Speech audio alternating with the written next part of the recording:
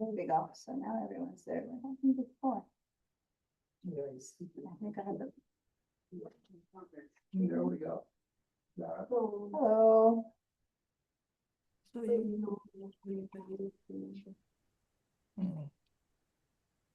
One second while I let people in.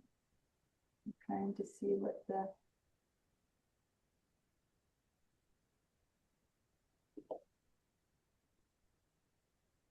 What the code is. They changed where the join-in information goes.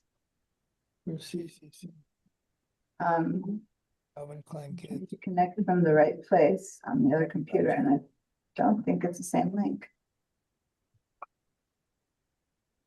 So remember that there was that buzzing noise the other day?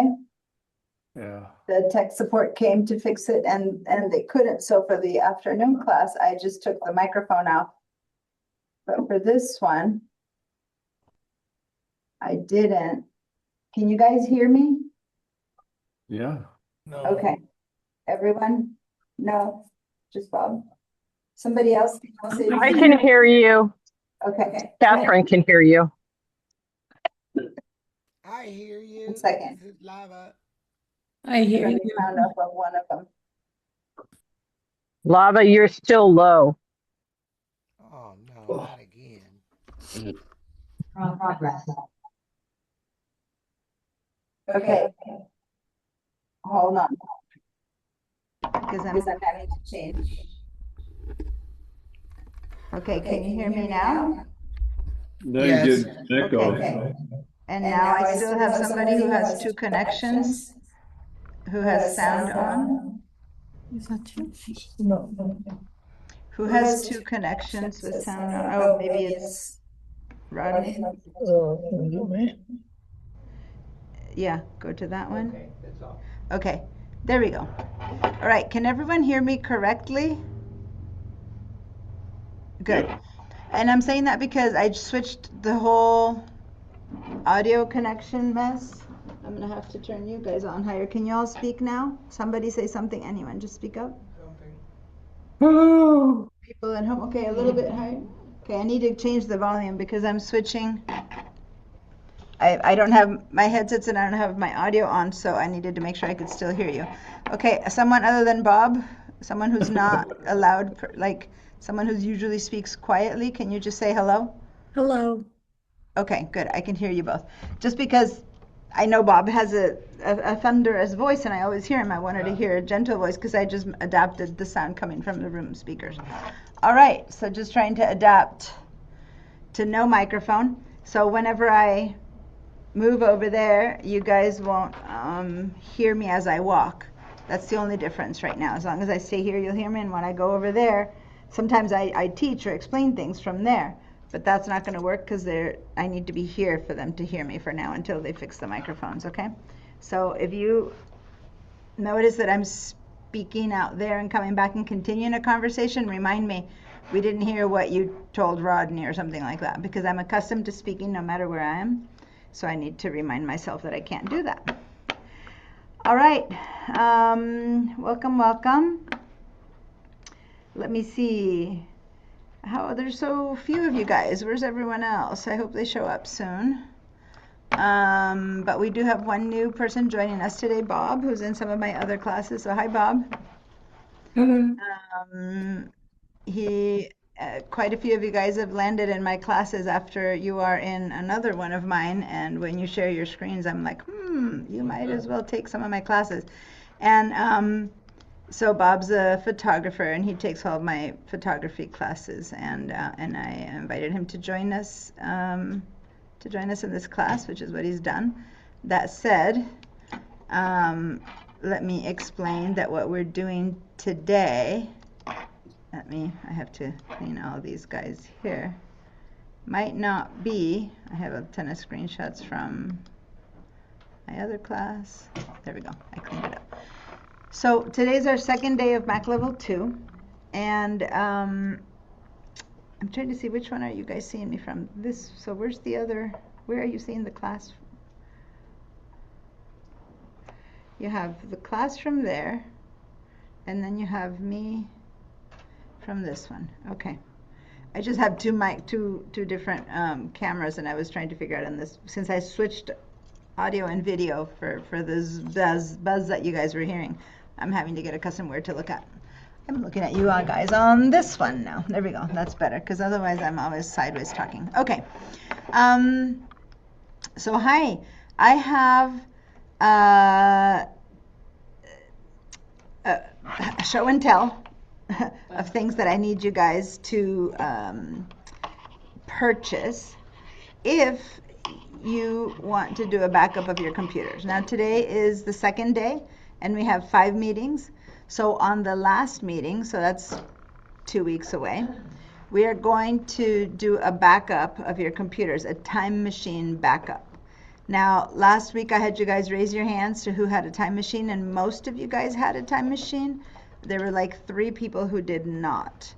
But not everyone's here. I think it was some, Lava, do you have a backup?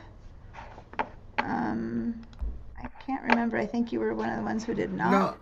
No, I don't have one, and I don't think I even need one because it's a new system. There's nothing on it. Yeah, but it did, and I agree. But the answer to that is the moment you start creating your music and it starts Yeah, going then I'll on there, need it. you want to not lose it, right? So hopefully you'll be creating music soon enough, and we'll need it soon enough. So And setting it up is not a can I bad have idea. can I ask a question? Because right now I've been putting it on the Google Drive because I have a extra Google Drive. Is that as far as being able to access it, does it even matter one way or the other for the Apple Cloud and the Google Drive? Well, as I said, you were a Windows user before, so you're accustomed to using Google, which is not equivalent because Google is Google versus Microsoft is what makes Windows, so they're 2 different companies, so they don't work as seamlessly, but Google is the Ah, solution for Windows users, right? okay, thank So you. in that sense, that's fine. Now, can you use Google with the Mac? Of course you can, so you can use it as the same as you did when you were having a Windows computer. But if all your stuff is already there and everything you have is there, go for it. Go ahead and use it, especially in your case because you have an Android phone, right? Or did you have an iPhone? I have an Android You phone, have an but Android.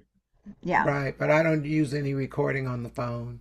No, that's fine. But in general, one of the things that you're going to learn in this class is that when people have a Mac computer and an iPhone and or any other Apple device, which for some reason I don't know why I'm getting an alarm at 12:50. I shouldn't have one.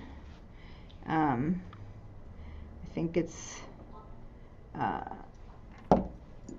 sorry, my phone alarms me when I have breaks, but for some reason it just did an alarm, and I don't know right now why would it be at this time. So sometimes I have some turned on that are wrong. 12:50.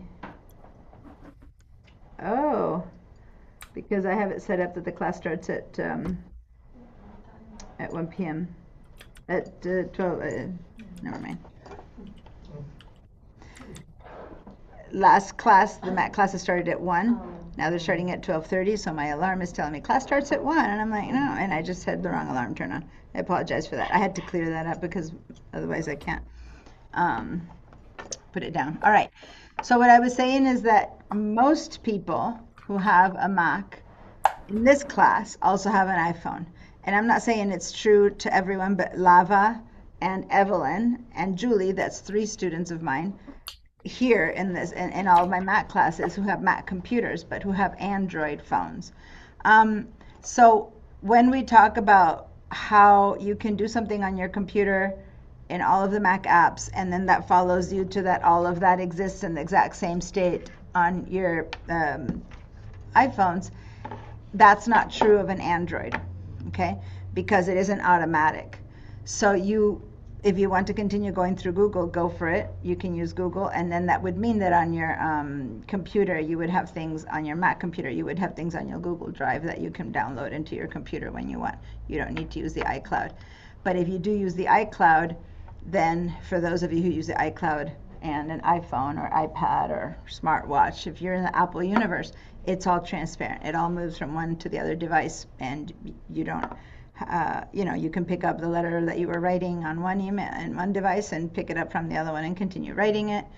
As I said before, you can write someone's phone number on one device and it appears on the other devices. So, Bob, something that we didn't, I'm not going to spend that much time right now because we spent quite a while reviewing all of this, is how the iCloud works as far as the settings and how when you change your settings, how the information flows from one to the other. So if you have questions about that, on the one hand, I'm going to guide you towards watching the recordings of other classes, or since you're joining us at Mac Level 2, know that for the next time around, there's Mac Introduction to the Mac and Mac Level 1, all classes where we've been kind of gaining all of this information and knowledge until we are where we're at, right? But you're welcome to ask me questions, and if I'll say, oh, that's something that we talked for a long time in the such and such class, I'll just briefly summarize it for you. But if it's something that we haven't talked about yet, then I'm happy to talk about it with the whole group, okay? And hopefully that'll work well. Now, just to be clear, Bob, do you have an iPhone Yeah. or an Android? Okay, because I kind of know what everyone else But I is. don't back up anything. I have the only thing I back up are 100,000 photos on 2 external drives, and I don't really care about the rest of the stuff. No, that's fine. You don't have to. A lot of people, something that most people here don't have is external drives. I tend to have, there's like 4 other students who aren't here today who do have a lot of stuff in their external drives. I sent the email this morning for everyone to click in today, right? Yeah, I'm so surprised. I don't know what, because this is usually a very well attended class. So something's happening today. I know 2 people are moving, of all things, on the same day. But other than that, I don't know where everyone is. But anyway, of those people who are not here today who have a lot of stuff on their hard drives, they have an external drive. And so, was it Mary? No, who was it? Oh, Catherine. Oh, her daughter is visiting. Okay. Yeah, I did get like 3 emails of things happening. Because remember Catherine, who had a computer that was so full it could barely work, that she downloaded a bunch of stuff. And then Dorothy, she has a lot of external hard drives. And then Julie. So anyway, there's surprisingly enough, the people who have stuff on external hard drives aren't here today, except for now Bob, who just joined us. So people who have stuff on external drives, that's because your computer doesn't have enough space for them, right? Just so you know, it's kind of like, you have a 2-bedroom house and then suddenly you run out of space and you can't invent another bedroom. So what you do is you go put stuff in storage, right? Like away from your house, that not in the same room, so to say. You probably have to go either you have to go under a freeway for a storage like that, or maybe it's one of those pod sheds that you build in your backyard, right? So it's close to you, but it is not in the same place. So what does that mean? That when we back up everything that's on our computer, it won't back up that stuff that's on the external hard drive. Does that make sense? The backup that we're going to do, the time machine backup we're going to do, is of our computer. And when you back up your computer, everything that's on it, every single thing that's on it, all the apps you've installed, your Adobe, your Office, your everything, your settings, your choices of the images you want to have, all of that gets backed up, not just your files. It's like your entire computer gets copied somewhere else, so that then if something happens to your computer, you just install and restart from your entire backup, and it's like you never stopped, right? So that's what it's for. Even for people who don't have many files, if you don't want to reset your whole computer, it still works. And then you forget about it. You install it, and it just kind of keeps going on its own. You never have to think about it. It automatically is checking in every day to see if you've made any changes, and it's backing it up. So that's the whole point of a backup. Hi, Bob. Hi, Deanna. So guys, by the way, I noticed that most people haven't written in my chat yet, except for Lava and Bob Moran. So can you all please give me a little good morning, or it's not morning. Good afternoon, and for some reason I always think that I'm starting to teach in the mornings, but no, I teach morning and evening. But I take my, give me a little hey ho in the chat right there. So for people who have stuff in that external storage, right? What happens if that external storage burns down or gets washed away in the flood or something happens to that external hard drive? So you still need a backup of that external hard drive, okay? Now in this case, since the rest of the people who have external hard drives aren't here, I'm probably speaking straight just to Bob. Hopefully you also have backups of your external storages, right? I'm Yeah, I have assuming two of them. backups. Yeah, because that's the basic. You should have at least 2 backups. And in your case, for sure you want one physical backup, like one right next to each other. But in the case of physical or disaster, earthquake, tree falling on your house, tornado, whatever might happen, both of those are going to die. So it's also good to have an online backup, right? So that at least you have an online version of your stuff should something happen to your physical stuff, fires, whatever, all the wonderful disasters that can happen in our world. And Bob is a professional photographer, and if he were to lose his storage, his devices, that would be every photo he's taken ever since digital cameras started. I'm assuming you also have negatives out there somewhere. You know, I So was just going to say, I have, oops, I have a, I don't get rid of my CF cards. So every shoe, I have shoe boxes full of CF cards. So when something does screw up, I just So, for pull those it. of you who are unaware of what he's talking about, when you have a digital camera device, not your phone, but a camera, a DSLR, you put a card in it, and that card is what records your photos. And those are the CF cards that when he's done with something, he transfers it to the computer, but then he saves it as a backup and he puts a new one for the next shoot. But what kind of device is that? It's still a physical hardware device, and things can happen to it just like anything else when we're talking about floods, fire, warning, that kind of stuff. So if the stuff that's in your storage and your external hard drives can also be backed up to the internet, then you have that third non-physical backup, right? And that would be a complete backup. And a lot of you guys are like, oh, that's way too much for me. And I agree if you're just a regular computer user who just kind of writes letters and checks the internet or something like that. But if you're someone whose job is in a format that turns to be digital, like if your whole job is writing and you write on your computer and you don't have, I mean, you might have your books out there, right? Because they got published, but can you imagine if you were to lose your actual digital files and you had to make revisions? Can't rewrite the whole thing, right? So you would want copies of that. Now, it's slightly different because ultimately you could scan the whole book in again. Ugh, that would be horrible, but you could. But you can't retake a photo that was a moment in time that's not able to be repeated, right? So anyway, depends on what you're at, what your computer holds, whether you need to worry about this a lot or not. So we're going to talk about this. So I'm looking and seeing that everyone who's here today are the ones who already have a time machine. So I feel like I'm speaking to nothing, and there were like 4 people who didn't have one last time.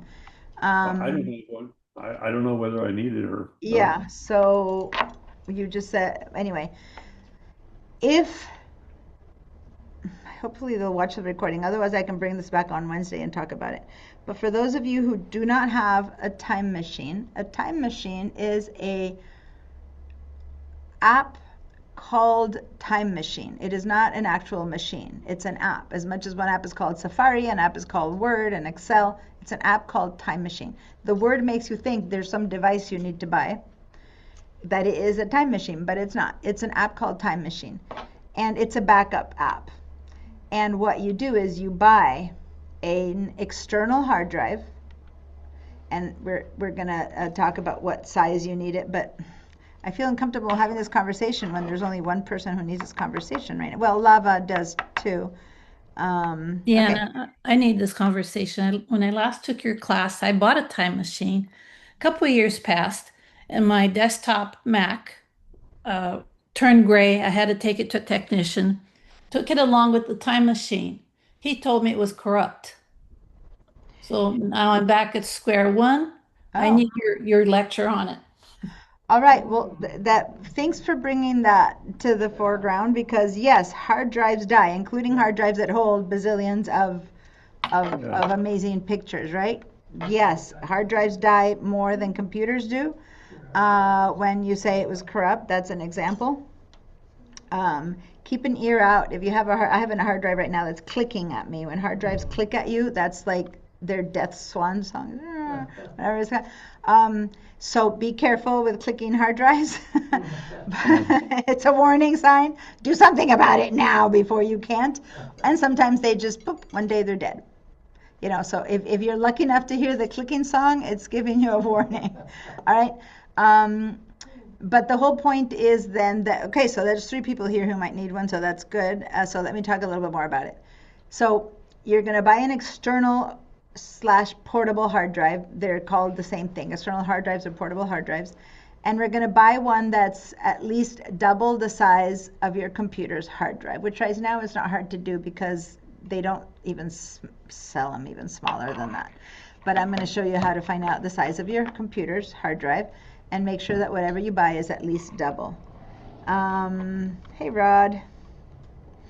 Okay.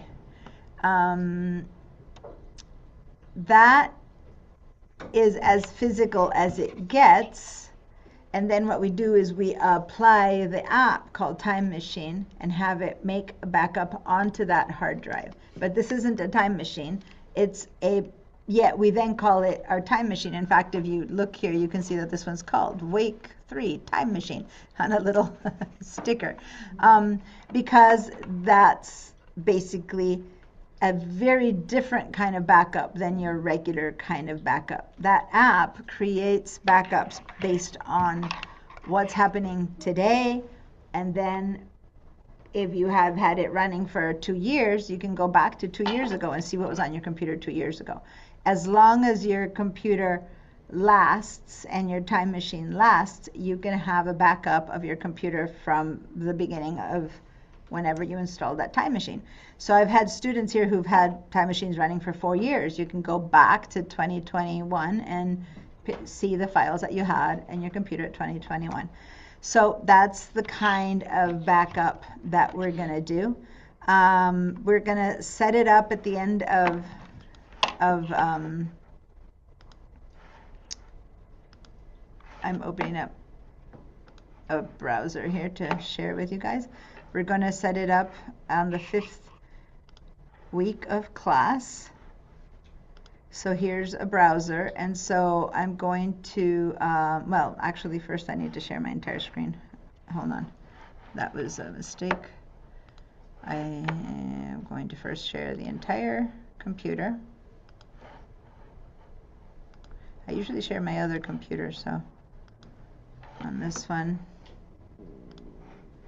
Okay, so we're going to all head over to the Apple icon on our computers, which every single computer, no matter if it's a laptop, a desktop, an old operating system, a new operating system, every single Apple Mac computer has this Apple at the top left, and right underneath it'll say About This Mac.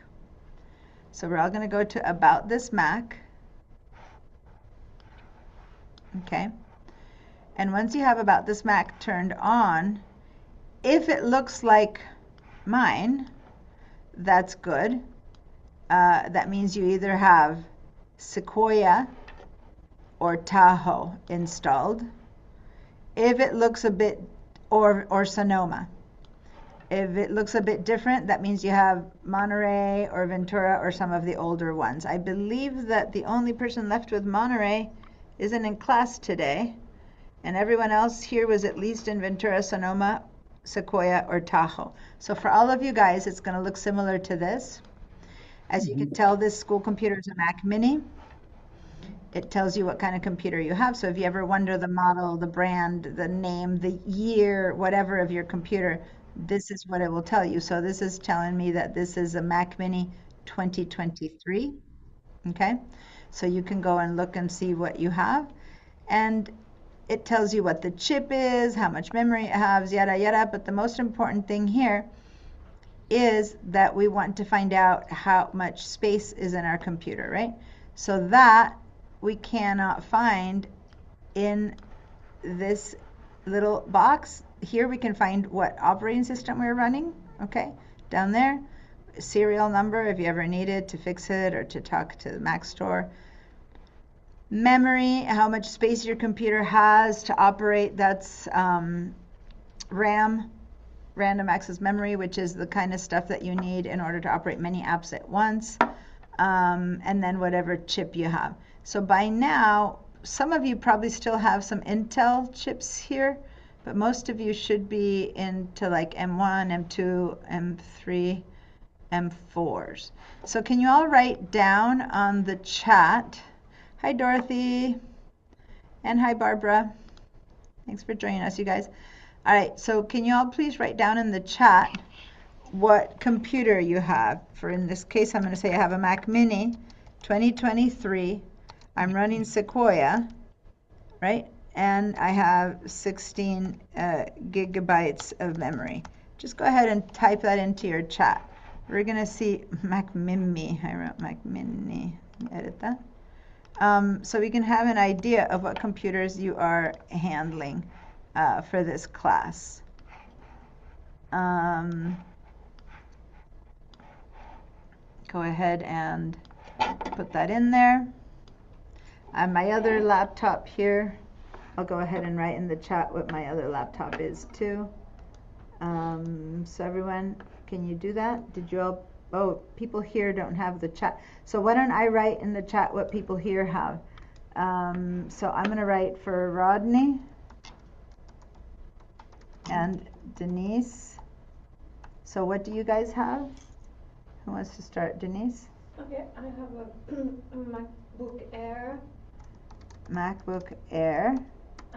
What year? 2025. 2025. Memory, it's a Tahoe. It's 2021. Tahoe, and how much memory? 16 gigabytes. 16 gigabytes. Okay, that's for Denise. And then Rodney, is yours the same, or you guys have different ones?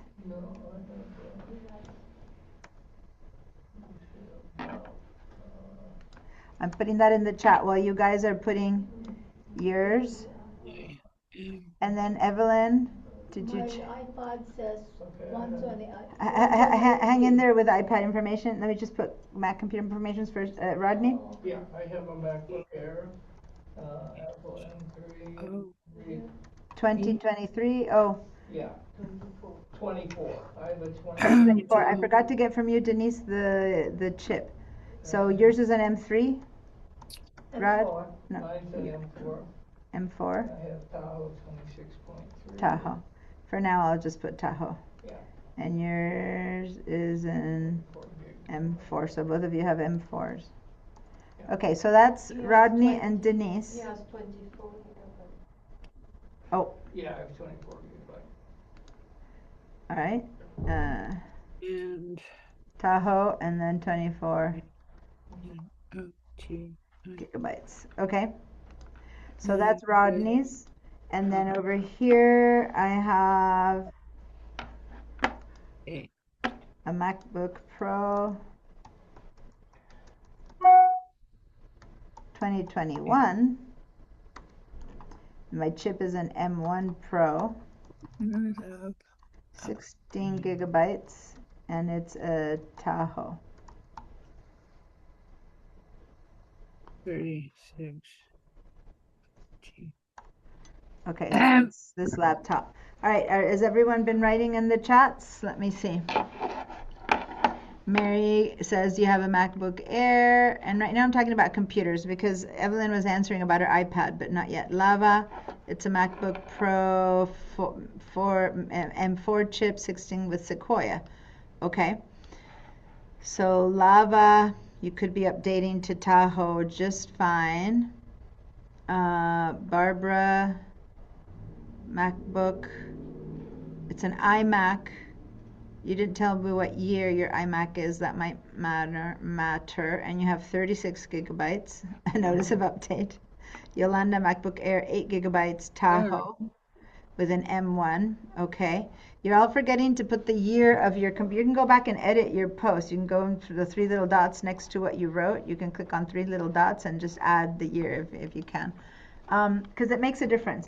MacBook Pro 2021 versus 2025 is different, right? And the same with when you're telling me, can I upgrade to Tahoe? Can I move from Sequoia? Can I do that? That kind of data matters to me. But most important, I want you guys to know where to find that information, like what to do with it and where to go. Because many times you need to answer those questions. Now, if you have a question about that right now, I'm going to come back to this when I need to. Yes, Rodney? I'm on a school computer and I've got, The school computers, yeah. okay, 24-inch, 2021. It's an iMac Yeah, 2021, okay. And then what's the chip? I'm sorry. Does it say the chip? Does it say Apple M1, M2, I think it's an Says Apple M1, M1, 16 gigabytes, Sequoia. 16 gigabytes, Sequoia. Okay, How so do I that's get the to school Tahoe? computer. I can't upgrade these? You cannot, on the school computer, you cannot upgrade them. You've got what you've got. So you need to go check at home what your computer is and bring that information back for Wednesday, okay? Okay. Like, and under the about. And Evelyn, you brought your computer, your big computer a few times. iPad A16. That's your iPad, but your iMac. I So by Wednesday, you can, I didn't check it though. on Wednesday, go ahead and check it, okay? So go to the about, it's under the Apple, about this Mac, and that's when you get this information. Now, Okay, I'll bring it Wednesday. it's possible that I don't remember when I saw it, your computer might be Monterey. Your computer might be, because she just bought a secondhand computer. She brought it to class a few times. It's not here today. Because Safari is there. What's that? Because Safari. Safari is fine, but it might be that your Mac OS is Monterey. If so, it looks a bit different than everything else that we have here. Bob Debris, I haven't seen, there's 2 Bobs, so I'm saying Bob Debris. I haven't seen your answers yet. I edited it, put it the year on the edited version. M1 2021, okay, and do you know, what is it? Is it a MacBook? Is it a It's iMac? on that, but there's a Oh, prior. you had it on top. I see that. I see it. Apple that's where as an iMac and 1 Tahoe. Got it. You had Yeah. it before, and then you went down. Okay, perfect. Thanks. 8 gigabytes of memory. For someone who's doing a lot of photo work, whenever I say people don't need to upgrade willy-nilly for no reason. But if you work on your photos with Lightroom and Photoshop and stuff like that, definitely 8 gigabytes is really the lowest end of what your computer can handle, those kind of apps, and very soon they won't be able to. So see how no one else, I mention 8 gigabytes, 24 gigabytes, 36 gigabytes. For the work that you all do, it's too much. You could be on 8. But for the work that he and I do with photography, with design, with books and stuff like that, definitely these apps need more gigabytes of memory. So it doesn't matter if you have an older computer, you need more RAM, okay? Can you add it? No, you can't add anymore, Great. okay? It used to be that we could add, but that was 12 years ago. There's not been a single Mac that has been made in the last 12 years that you can add anything. What you bought is what you bought. So whenever you buy a computer, I'm going to mute you a little bit, Barbara, here. So whenever you buy your next computer, which no one has to until their computer doesn't work for them. I always say I'm never going to be pushing you to upgrade to a new computer unnecessarily. But when you buy one, I'd rather you wait 6 extra months with your struggling computer while you save a bit more money, and when you buy it, get it with as much RAM as you can, because RAM is expensive. And so if you buy the bottom level model, it might not have as much RAM So if you have more RAM, that computer will last you a couple more years, right, than it would before. In fact, I still have it in my desk in my computer, but up until 6 months ago, I was teaching you guys with my iMac 2015, and I had the upgraded laptop, but I was teaching with my iMac 2015 to you guys. And the reason it was still running so well is because I had 64 gigabytes of RAM on it. That was the last iMac that could be upgraded. I was able to keep adding RAM to it, but that's a 2015. That's 11 years old. You have not been able to upgrade since then. You cannot add more RAM. So you got to put as much as you can into it when you buy it. And for those of you who change your iPhone every 2 years, I don't care, don't bother. But some of those of you who buy a phone and hang on to it forever because you love it until it dies or until you lose it, then you might also want to check into having it have a bit more capacity so that it lasts you longer, okay? Again, some people love switching and changing all the time, upgrading all the time. That's up to you. But if not, RAM is a place where you want to spend some money because that's what's going to maybe make the difference later. And in this case, the chip.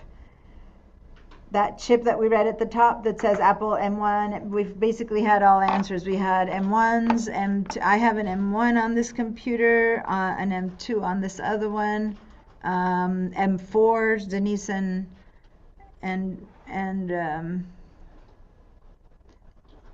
Denise and Rodney have M4s. There's another M1 over there. Okay, Bob's is an M1. Okay, so those of you who have answered, we have, some of you just wrote iMacs, but then you didn't write the chips, okay? So a lot of you guys went iMac Tahoe or whatever, but the chip is that second choice there. That's the one that I'm talking about, is at this, so M1, okay, Dorothy also has an M1. Okay, all right. Oh, here we go. Barbara also has a lot of photos. I was saying that before. You were one of the other people who have a lot of external hard drive. I was talking earlier about it. Oh, and here comes Linda on her second computer. All right. Before I continue, why does this matter? Because the M1s, which is like mine and Bob's and I believe Dorothy, of the people who have answered, because not everyone gave me the answers, those are the first, or in this case, the oldest Macs that switched to an Apple chip. So before that, anyone who has a computer that's older than that, maybe Evelyn's, is an Intel chip. Now, who cares who makes it or not? It does make a difference in that there is a huge shift in how the computers work and the speed when they shifted from Intel's to M's, the M numbers, M1, M2, M3, and then there's M, and then there's M Pro, and yada, yada, yada. They have different versions, but the lower the number, the M1s were the first ones, but they were vastly faster and outperforming the previous chips. So at this point, what they're saying that almost more important than RAM is the chip. So if you have an less RAM but a better chip, for the first time ever, that relationship has changed. Before, RAM was king, and now they're like, well, you should have about a minimum of 24, and then after that, just try to have a newer chip or something like that. I don't know. Those kind of things are such. But that's for people who use their computers at a high level. Photography, video, music that Lava's interested in, and that kind of thing. They use your computer at a much higher level. Give me a second, Mary. At a much higher level. I try to finish a concept that I'm talking about before I take questions. So I know you have an important question, but I need to finish my concept and then I'll take a question. I see your hand. So what I'm saying is the only people who need to upgrade after this conversation, when you look at their numbers, is if you're going to use it at that level. So if you have an M1 with 8 gigs and you're just using your computer for daily, normal, regular tasks or writing or checking movies or stuff, you're fine. There's no issue, no problem. But if you start using it with apps that take more out of the computer, that's when you might see it beginning to falter. Whereas for someone else, your computer would still be fine for another 5 years. You might need to consider upgrading yours, right? So it just depends. And if so, the money should be in that chip number / that that RAM. But now, yes, Mary. Yeah, I just want to, I ask you the question on the chat, and how can I access the audio? I have it, the Bluetooth, and it doesn't want to work. I don't know. Do I have to change it from the phone or from the computer, the setting? Well, right now you're connected only on your computer. Yeah, but I cannot hear you from the computer. So How how are you can hearing? I hear You're you? hearing me because I'm talking and you're answering. Yeah, but not from the iPad, you know?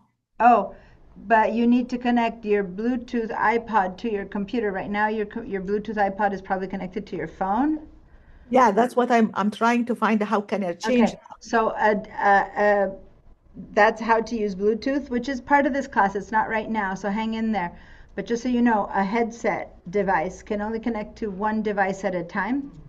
So it can either be on your phone or on your computer. So you would have to disconnect it from your phone, which is a bit the harder to do, and then connect it to your computer. Okay, so hang in there because I want to continue this conversation, and then remind me a little bit later when I'm done with all of this to show you that. Yes, Barbara, you're muted. How, There you when I go up to the corner and I click on the apple, I get that iMac drop down. have to go to About My Mac. The first. Yeah, I went there. I forgot my question, but it was you were talking about chips and you were talking. I just had everyone go to the chat and put what they have, and you did. You wrote iMac Tahoe. I don't see what chip you have though. So right I under. don't know what the chip is. I Okay, have processor, graphics, memory, startup, so you serial. went no, so you went to a different number. Um, does yours, when you go to your thing, does it look like this, or does it look different?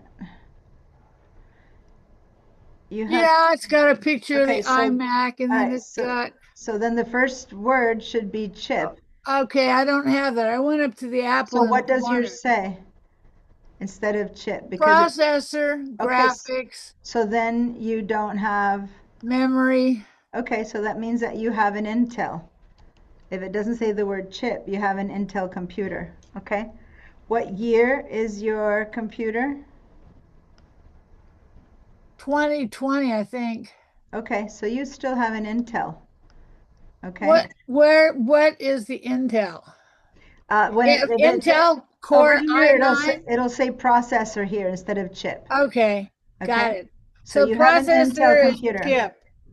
Now you have 36 gigabytes. So see, that's an example. She has a 2020 computer, which is still Intel, which is the older chips, but she has 36 gigabytes on it. Let me just write it. Okay. Which Right? for Intel computers, that's a lot, right? So she has Tahoe, and she has possibly her computer is probably working really well still. Does that make sense? Oh yeah, Because but on I the older keep all. Intels, you could up the RAM. Not you couldn't, you had to buy it with that much, and then you were stuck with that. But that's gonna let her go further. Hold on, let me say something. But Barbara is up to Tahoe right now. It's a 2020. She's still able to upgrade to Tahoe. But remember the first class, the Intro to the Mac, I gave you guys all of the information of when you can stop, how far you can upgrade. She might be getting to the point where soon she can't upgrade anymore. And if you guys go to your handouts, let me move everyone out here. I gave you, I mean, 2020 seems like it just happened, but ultimately it's 6 years ago, which in the world of computers is. Can't believe I've had it that long. I know, it feels like it's new, right? So in the world of computers, this is the Mac handouts, and when you go over here, let me see where that one is. In the Mac operating systems, oops, I haven't upgraded it to Tahoe yet, but a 2020 came with Big Sur, okay? And so all these years have gone by, and you can still upgrade. I thought I had the Tahoe information, but I guess not, because usually I always put the one Oh, because I just upgraded to Tahoe now in November. I forgot to upgrade this one. So over here it tells you which Macs can run Sequoia, Sonoma, Ventura, Monterey. I'm going to click here, even though it's the old one, to show you because this is where you go and find out. So Tahoe. So let me just go ahead and hold on. Let me go over here and go. Which the mouse isn't. Wow. Max can upgrade to Tahoe.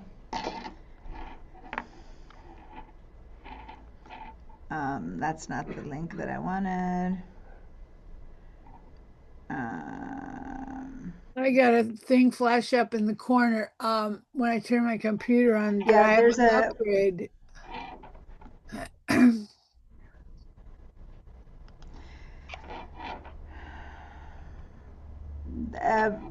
there's another link that I always give you guys in the handouts, which right now is not coming up, which is this one, the how to find out which Macs can run.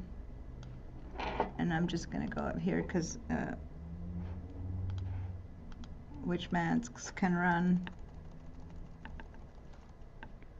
Tahoe. Let me see if that's, here we go. So this is the link I was looking for. So these are the computers that the Mac Tahoe can run on, and yours is so I'm going to give you guys this link. Everyone click on this. I just put it in the chat, so everyone who wants to go to this one. So if you look at yours, let me see, what did you say you had? It's an iMac 2020. So I'm going to go to the iMac, and I'm going to look at 2020. And it would seem that an iMac 2020, right here, see that? iMac 2020 is the last computer that can run Tahoe.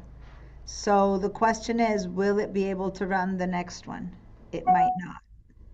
Sometimes. That's dumb. That Mac should be able to upgrade farther than that, with as much as they cost. Yeah, all I'm going to say is that I'm seeing 2020 at the bottom of all the lists. 2019, a Mac Pro 2019 can last a little bit longer. So the whole point is that, let me explain. You are at Tahoe right now. Whenever a year from now the next name comes up, who knows, whatever they're going to choose, you might or not be able to upgrade to it. And sometimes they do go a couple of years more, but by then it'll be 7 years old. And it's not that your computer will stop working. It'll stay at Tahoe, and they'll still support it for another 5 years. So you could use it for 5 more years. You just can't keep upgrading your operating system after a point, just because they're not supporting Intel computers anymore. And it's, if you notice, this is the rest are M1s, M something chips. And yours is the last of the old Intels. Most of the rest, they're not even supporting anything that's not an M1 or M2 chip, okay? MacBook Pro, I don't. So anyway, yeah, the MacBook Pros, they are still supporting some of the older ones, the 2019, right? So you're at the end of life, not for your computer. As I said, my computer is still working. It's a 2015. I just can't upgrade it past Monterey. Okay, so I am at home with a computer that is let me clear this stuck. And remember, yeah, I can't upgrade a lot of you guys weren't here for the intro to the Mac, but the whole beginning of intro to the Mac was this whole conversation. So if you're more interested in going deeper into it, I'll have you click on the recordings for the day 1 and 2 of intro to the Mac, where we had a long conversation about this. But my computer, my 2015, is stuck at Monterey. Now it's a 2015, okay, so that's like, this is when I bought mine. It is now 11 years old and it's stuck at Monterey. It still works fine, guys. It's not what I'm saying is it just can't handle the newer updates because it can't handle things like Apple Intelligence. It's just, there's a point where it just doesn't do it. That's all. The technology at 2015 wasn't, they didn't have any idea of what would be happening 11 years later. So there's only so much it can support. So when you say, well, as much as they cost, I'm not trying to defend Apple per se, but I'm saying a computer built in 2020, now 2026, will work perfectly fine. And in 2027, it'll still work fine, but it might be that when it's 7 years old, it can't upgrade to the latest operating system. That's all. But it'll keep working for another 5 or 10 more years. To ask a computer to work 10 to 11 years, you can only ask that of a Mac. You could never get a PC who keeps working at that point, right? They just would be dead a long time ago. So, just saying. My iPhone I can't update. There's something I wanted on it, and Yeah. I can't update it so I can use it. But yeah, so my iPhone that I teach with is an iPhone 10. An iPhone 10, up until last month, was upgrading to the latest operating system, and it just got to the place where it won't upgrade to the latest operating system anymore. But it's an iPhone 10. That does not mean that it's not going to keep working just fine. It just can't do the fanciest, latest things. That's all it means, okay? Anyway, so these are the class handouts. Let me show you, for those of you who haven't yet joined this. These are the Zoom class recordings of Mac Level 2. So last week is here, and this week will be here too. But we also have the recordings from Mac Level 1 and from Intro to the Mac.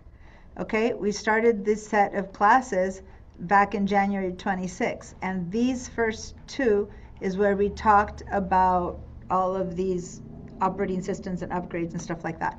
So I've taken more time in this class than I already wanted to around this, only because there's enough new people that you might need some of that conversation.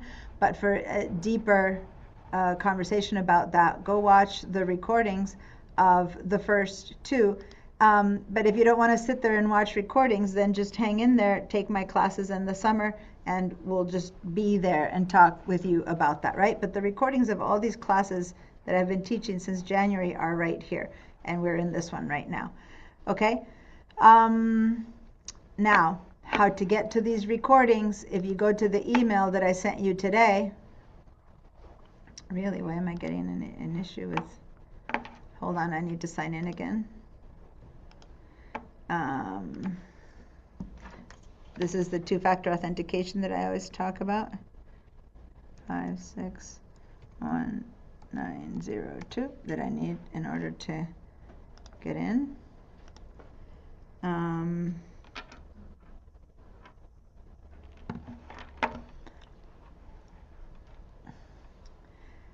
the email that I sent you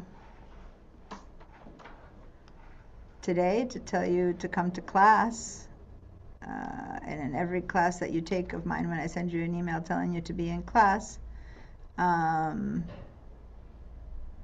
where was today's Zoom link for today's Mac Level 2 class, I always have, please use this link to view a video that shows you how to access the class recordings, okay? So if you all wonder how I got here to all the class handouts and class recordings, you have a video right there that you can follow those steps, and it'll take you right here to the class handouts and all the class recordings and everything else that I have in here for you guys, okay? All right, so I'm going to put that away, and now everyone from here, okay, everyone grab your mouse or finger on your touchpad, and now we're going to go to more info. So, okay, that's part of the information of our computer that we need to know. More info, we're going to click on more info right there. And what's this thing that opened up? About. I'm in the about of the system settings. Okay, this is the system settings. It's the same system settings that whenever I tell you go open the system settings, except for it's already set in the general about your Mac Mini. Okay? And so here it tells you the same information that we've just been talking about. Okay? It tells you if you have AppleCare or not. It tells you what operating system you're running. And down at the bottom it says the word storage. And this storage is the one that I want you to go pay attention to, because the only one that doesn't appear here is the word storage, and that's how big your computer's hard drive is. How big is your computer's hard drive? And so give me a yes if you found it, if you all managed to get here. And by the way, this was a long way around to get here. Otherwise, had this not been on and I had said, go find out what your computer storage is, you could have just gone to your system settings, general, and here it is, about, software update and storage, and we're in the about. Okay, so that's all. That click led us to this place. Okay, and then at the bottom, I'm seeing you guys saying yes. Did you guys find it here on your computer? Okay, so this is storage, and what this is telling me, it says 393 available of 494. That number 494, that's my computer's hard drive, and it's always going to be, if you round it out, that means that that's a 500 gigabyte hard drive. If it says like 997, that's almost 1,000 gigabytes, which is equivalent to 1 terabyte. If it says 250 or 244, that's a 250, right? So hard drives come in 125, 250, 500, 1,000. They double. 1,000 is 1 terabyte, and then 2 terabytes, and 3 terabytes, and 4 terabytes. Okay? So that tells you how big the hard drive that you bought your computer with happens to be. Okay, so everyone go ahead and go down to the chat and tell me how big your hard drive is. Barbara already wrote 1 terabyte. Is that 1,000 gigabytes? Mm-hmm. Yeah, 1 terabyte is equals to 1,000 gigabytes. Okay. Oh, I need to is equal to 1,000. I've already got 800 gigabytes on it. Okay, so I have 500 gigabytes. So if it says 245 gigabytes, Linda, that's basically 250, right? It just uses a little bit in the numbers, but yeah, when you buy it, you would say, I want a 250 gigabyte, and you would get 245, right? Yeah. How do I get, I've got the hard drive size, how do I tell you that? Right now, people who are here who are not on Zoom, just tell me and I'll write it down. Oh, all right. See, Bob, that's the kind of discovery that we're doing. And again, most people did the discovery in the intro to the Mac, but do you hear what he's saying? He says 245. I only have 46 gigabytes available. That's like, yikes. And the gawk and exclamation points is well founded, right? There's something there, okay, about being, yikes, you're full. So it's so great with tax season coming in. On top of that with tax season, yeah. So I'm seeing 250, 500, 250, 1 terabyte. Anyone else? Up there, Barbara had already said 1 terabyte. What do you have, Rodney, here at the school computers? Yeah, mine says I have 240 available of 494. Of 494, so that means 500 gigabytes, okay? Denise and Rodney? I have 725 gigabytes used out of 2 terabytes. Okay, so Rodney has 2 terabytes, and Denise, and there's 2 Rodneys here in the classroom. I have 4 people, and 2 of them are named Rodney. But Rodney School is using the school computers. Rodney alone, the name one I just write Rodney, that's his personal laptop. And then Denise? I use 364 out of 994. Okay, so 994 means 1 terabyte. Yeah. Okay.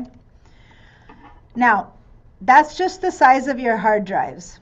Okay, so Dorothy has 1 terabyte. She says 995 gigabyte storage. So you have 1 terabyte, Dorothy, of which you only have 161 gigabytes available.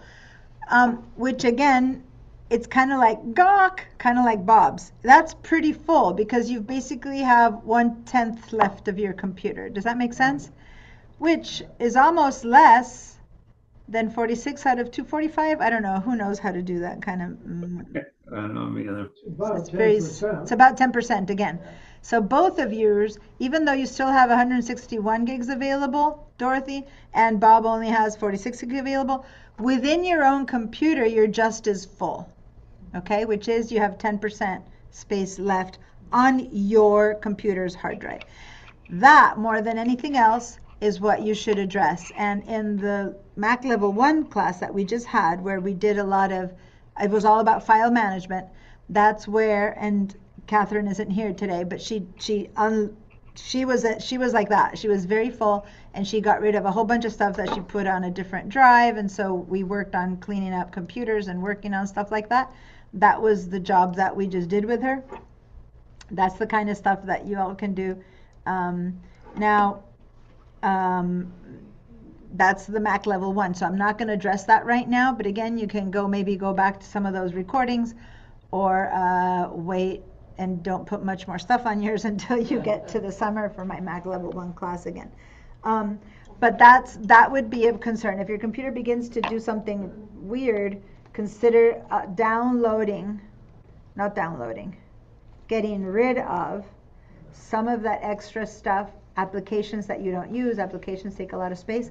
Videos, if you take videos, for goodness sake, move those videos off to another hard drive and stuff like that. But 250 gigabytes is just almost nothing for a hard drive. It barely holds the operating system anymore.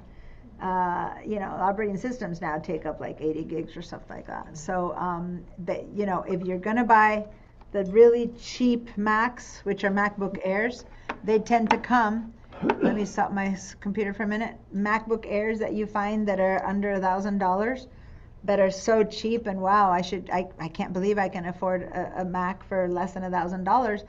They tend to be MacBook Airs with small hard drives, because, and it's true, people who use those have their stuff on the cloud. There's nothing on the computer. So it works just fine, because you can have a ton of stuff, but your hard drive is the cloud, be it the Apple Cloud, be it Google Drive, be it Microsoft Cloud, be it Adobe Cloud. They don't put their stuff on their computers anymore. So the computers work fine because the stuff isn't on their computers. Does that make sense? So yes, you can have a good computer that you can work on it fast and easy, but your stuff has to be offloaded. The stuff, meaning what you make, what you put onto it, has to be offloaded onto the cloud for it to keep working. Otherwise, you need to buy yourself a hard drive, like Denise and Rodney here have a gigabyte or 2 terabyte or 2 terabytes of hard drives in order for there to be space on your computer for stuff. Okay? All right. So now that we all have a bit of an idea of what our computers are all about, that number, and unfortunately Lava are you back, Lava? Oh, Vera? You have 314 of 99 available of 994, so that's fine. You've got about 1/3 left. So you know, 2/3 left. You have 314 available of 994. You need to read the sentence and see what it means, because it used to be that the sentence was backwards. Now it's 314 available of 3. So you have 2/3 of your computer is full of stuff. My laptop, the one I use for teaching, is too full right now. And the other day I was running Photoshop Beta, Photoshop, InDesign, and Illustrator, and it began to make weird groans at me that it has never done before, and it said that my hard disk was full, and I'm like, what? And so I need to spend some time working on it, because I've been adding so much stuff to it, and it's a small hard drive, my computer, my laptop that I teach with, so I need to work on that, right? Okay. So, but 1/3 left, which is Vera's, is still okay, as long as you don't put too much more stuff on it. At some point, you need to start offloading it, right? And again, Mac Level 2, we're not going to talk much more about offloading stuff right now. What we are going to do is say that if you do have a need for a hard drive, and now, yes, I'm going to go to one more share. If you do have a need for a time machine, I mean, and this conversation really did matter to have the new people here in Lava. I think you're not there right now. but we're gonna go ahead and buy, I don't know, I'm gonna go to Best Buy. I used to go to Amazon, but there's, using Amazon right now is controversial, but I'm just trying to show you stuff, not that I want. Let's go to Apple. Actually, Apple sells external hard drives, doesn't it? Apple Yeah, Store? but they're expensive for all that. Yeah, okay. Costco or Best Buy. Costco.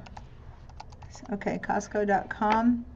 I'm gonna go and put external hard drive, and sometimes I don't know if they call it external or portable, but either way.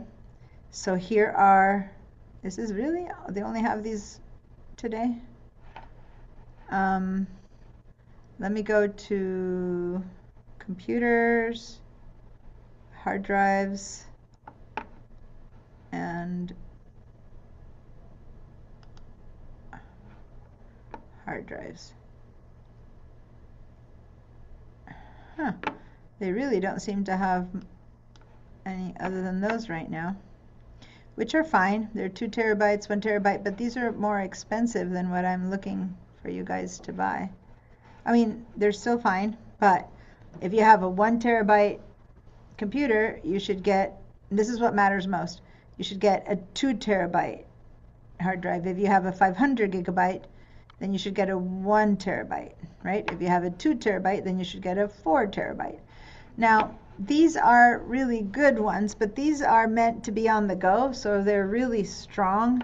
I was just looking for the ones that you can leave at your computer. Solid state drives. Nope. Same ones. They don't have any right now, and it's interesting because they always have them, so maybe it's a temporary thing. So right now they just have these, which is fine, but these are not the cheapest. So for most of you guys, this would work. You've all said you either have 500 gigabytes, which you would need a 1 terabyte, or 1 terabyte, which means you would need a 2, or 2 terabytes, which you'd need a 4. So this covers the spectrum. And then for those of you who had 250, you would need just a 500 gigabytes drive, but that would be, okay, so now I know, let me just do Amazon anyway, because I need to show you variety, and Amazon does have variety. You guys can go to Best Buy, you can go to a place, but if I go ahead and here and I write, let me just try portable hard drives, and portable hard drive or external hard drive means exactly the same thing. So you have the same ones that we just saw over there, but you also have some much cheaper ones. See, we're talking in the 60s for 1 terabyte, okay? For a Seagate, you have a 100 for a 2 terabyte. So the prices, these are much, and Costco tends to have these. They have all the Seagate line. So I'm not sure right now why they don't have them. But look, for a 5 terabytes, you have 154, okay? And those would look like this one that I have in my hands. And I don't know if you can see right now, right? So it's not to say you shouldn't buy the ones that Costco has. They're gonna last you well, but these are like people who put them on their keychain, so to say, and they're on the go, and they can take them with them, and they are more hardy. So there's a reason why they're more expensive. They are hardier. You can move them around a lot more. Carry them around with you when you carry all your photos and all that kind of stuff with you. And these are big hard drives for small amounts. These would be something you would probably just leave on, well, you can take it in your briefcase, whatever, but it's hard to put in your pocket. Those guys even fit in your pocket, right? But this is how these are going to work. You're going to connect them to the side of your computer, and they're going to just sit there, and they're a bit bigger than a pack of cards, right? Okay, so you're going to see, look, for 500 gigabytes for $29, and that's what a 250 gigabyte computer would need. All right, so I'm going to stop that share.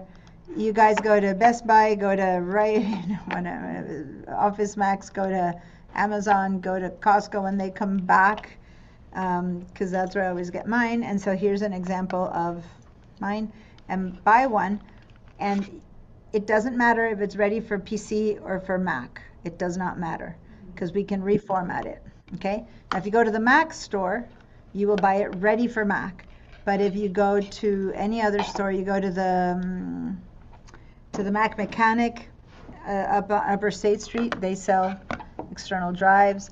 They're nicely priced and stuff like that. So if you don't have one, get one for the 5th day, the final class, which is at this point not this Wednesday, but next Wednesday. So we have today is Monday, Wednesday, Monday, Wednesday. Eddie? Wednesday will be our last class. Okay. And the reason it needs to be double minimum, at least double the size of your computer is because, as I said, they grow. So if you have a bigger one, it'll last 5 years. If you have a smaller one, it might last 3 years, 2 years. It depends on how much stuff you put on your computer. Okay, we're not going to talk any more about this until the last day. So go ahead and work on getting that. And by the way, for those of you who do have stuff on external hard drives like Barbara and Bob, you should have an external hard drive the same size of your external hard drive right next to it, doing a copy of it, doing a carbon copy, or there's other apps you can do, doing a clone. Okay, so if you have an external hard drive with all your photos, it can die. So at the very least, you need another one cloning it, right? Which is different than the time machine. It's just it's a mirror image backup, so that you'll have it there in case one dies or the other dies, because either one can die. They're basically cloning each other all the time, so you have them doubled up. Okay, so that's what people who have external hard drives. Okay, I know that many of you have the time machine, and others of you have to set them up, like Vera. Some of you don't have them at all, like Lava and Bob. Go ahead and all that stuff that's in your computer, Bob, that that you say you don't care about if it dies. Well, if your computer dies, it's gone. If you put one of these guys attached to it, then it's not gone. It's available. Or if you decide to upgrade your computer, it's there, and you just put it in your next computer, and it runs as if it was your old computer, only now the new one has more space or whatever. So that's what these time machines are for, to save the stuff that's on your computer. Also, to save it in case now you're going to start having to get rid of stuff, right, to make it work. So maybe by having it on the time machine, then you can get rid of it from your computer, and it'll still be on your time machine. So it's also a way to first make a time machine of what's on your computer now that it's that full. You and Vera, you and Dorothy, all the people who have really full computers. By doing that, all that stuff has gotten copied onto your external hard drive. Now on your computer, when you begin to delete stuff, the time machine is not a mirror drive. So it doesn't then delete itself from the time machine. It stays. That's why it's called a time machine.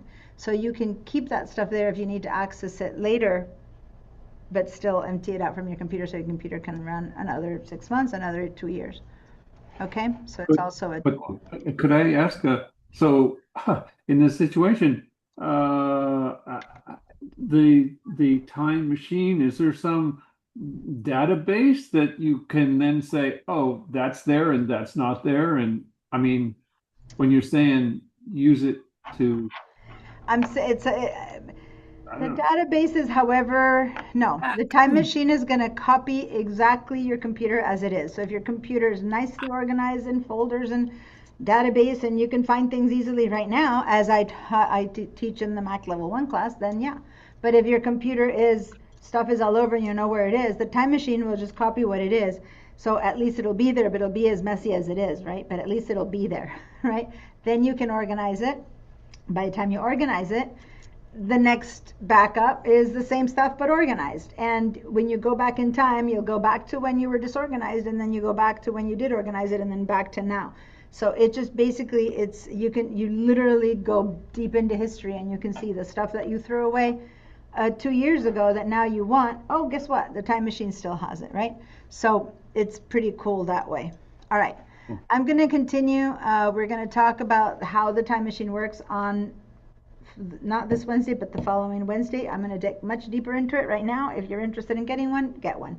You have a week and a half to get one, to buy one, to have it delivered if you're ordering it by mail, and you should have it ready and available. But one last caution. 90% of time machine, let me spotlight myself. 90% of, oh, there's a gnat that's been flying in front of my nose. It's driving me crazy. 90% of these hard drives that you buy will have this kind of cable to connect them to your computer, ending in a USB-A port. And Macs do not have USB ports anymore, so you also need to buy a little adapter. Okay, let me see how they do on something like that. A little tiny adapter that on one side you will plug that square thing in, and on the other side it'll have a USB-A. So you'll do like that, and then you can plug it into your computer.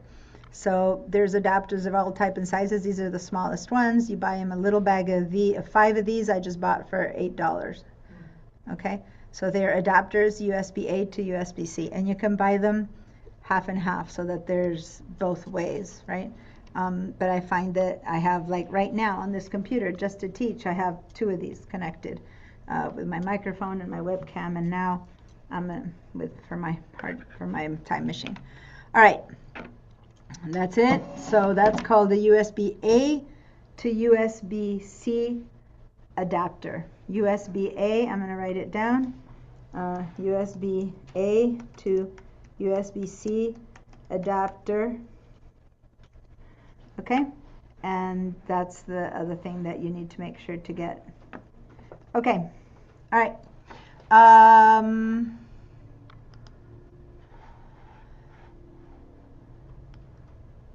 So we're going to continue, and quite a few people had questions about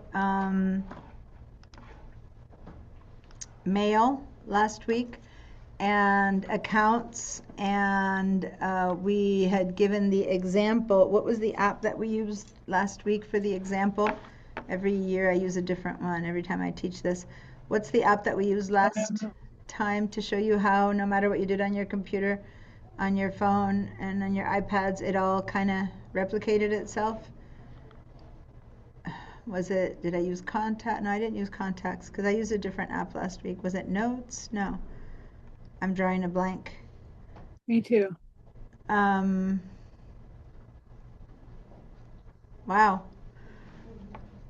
I always know which one I use. Well, good news is I can go back into our handouts and look at the class handouts, because I normally start with a certain amount. Oh, you guys can't see, but I'm going back to the video of last class. Hold on. I'm just connecting to the video of last week, and we did the system settings. I took the sound off. I told you guys all about the cloud, and then we went into buying the GarageBand document. Oh, I told you how to find your files. That's what it is. That's why I usually don't do this until a bit later, but this was a follow-up from Mac Level 1. I showed you on your phone how to find all the files that you have on your computer. This is usually I don't show this until later, and that's why I know I had changed the situation a little bit. Okay, got it. That's why it wasn't one of the typical ones that I start with, and I knew I had shifted. I get tired of teaching the same thing the same way every time. So I try to find a variety, and I try to see what registers better, and then when the things register better, I use that one. So anyway, so last class, I showed you how all the stuff we did in Mac Level 1, which we organized your files and put them in the Documents folder, took them off your desktop, made folders, were able to create that easy to access all your files. Then last class, I had you open your phones and go, lo behold, there that is, all it's on your phone. You can access all those files just like you would, as long as your stuff is in the cloud. Then I said today we were going to talk about the other apps that show up in the cloud, and that's when we got talking about GarageBand, that Lava, although again I will stop talking about it because Lava is with us, but she's not back yet. Lava, are you back? No, she had to step out. So that's when we started talking about GarageBand and how that would be a cloud app if you have it installed, and I went to show you how to update and install apps. Okay, so now what I'm sharing is my my system settings, and everyone was in your system settings a second ago looking at your about, so everyone go back to your system settings. Oh, here comes Gigi. Oh, Okay. Oh, Lava, you are here. Okay, cool. So Lava, were you here when I explained what to buy about the time machine? All the stuff that you were there? Okay. So go ahead and watch the recording because I kept looking for you and kept saying, Lava's one of the ones who needs this information and she's not here. So basically, here's how you do it. If the class started at 1 and it's now 2, you basically have to watch the half hour between 1:30 and 2:30, right? So the second half hour of the recording, please watch so that you know how to get ready for the class in that happens next Wednesday. Not this Wednesday, but next Wednesday. All right. Hi, Gigi. Yes. I get Rodney? this, I get my computer all opened up, everything's all right. Yeah. Start paying attention to you, 5 minutes And then it later, died. Yeah. it's So the school computers, they just kind of go blank after 15 minutes of lack of use. So, or maybe even they brought it down to 10. So just move your mouse every few minutes or tap like this on a keyboard. As long as it knows you're still there, it goes. That's because if people forget to sign out, when they leave after 10 or 15 minutes of inactivity, they just sign you out. That's for your safety. But if you're sitting in front of it not doing anything, it signs you out. So just move your mouse, tap a key in the keyboard. It doesn't, you don't need to write anything. Just let it know you're there's here. no setting we can go to and change No, that? because because then your computer would stay on the whole time. So it's the school has canceled that option out. Otherwise, people would come in and sit and see all your stuff. So no, the school computers are set to erase themselves, not erase themselves, to log yourself out. Just, you're sitting next to it, tap your keyboard every now and then. I know, but I'm explaining why the computers do that. In a public lab, if you go to the school, library, whatever, to the public library, computers sign you out after a while of inactivity, right? Okay, so I'm in the system settings, you guys, and as a slight repetition for those of you who were never here, or as a news for the people who weren't here, or repetition for the ones who were here, you all know that everything from here and under belongs to this computer, and from here and above belongs to the cloud, right? So if I want to see from here and under how my computer storage is doing, I go to General, Storage, and this is the step that everyone needs to do, and we discover that on the school computer, I'm doing great. I only have 100 used of 494. This is where Dorothy and Bob are much closer to the end, and in my own laptop, I'm much closer to the end. I have very little space left of emptiness. So for all of you guys, this is the place that really kind of is the scary spot. Like if you're anywhere near this part and that full, you need to start emptying stuff out. But we visited this quite a bit, Mac Level 1. We spent a lot of time looking at your documents. We did a lot of this work on Mac Level 1. So I just wanted to remind you, because Lava didn't see it and Bob didn't see it. But now we're going to leave this area because we've done it ad nauseum, and we're going to head up. And I wanted to remind you, storage here is your Macintosh hard drive storage. So now we're going to go up to your Apple account, which is your iCloud account. And when you go to your iCloud account, that there, whatever you have here, is your iCloud account name.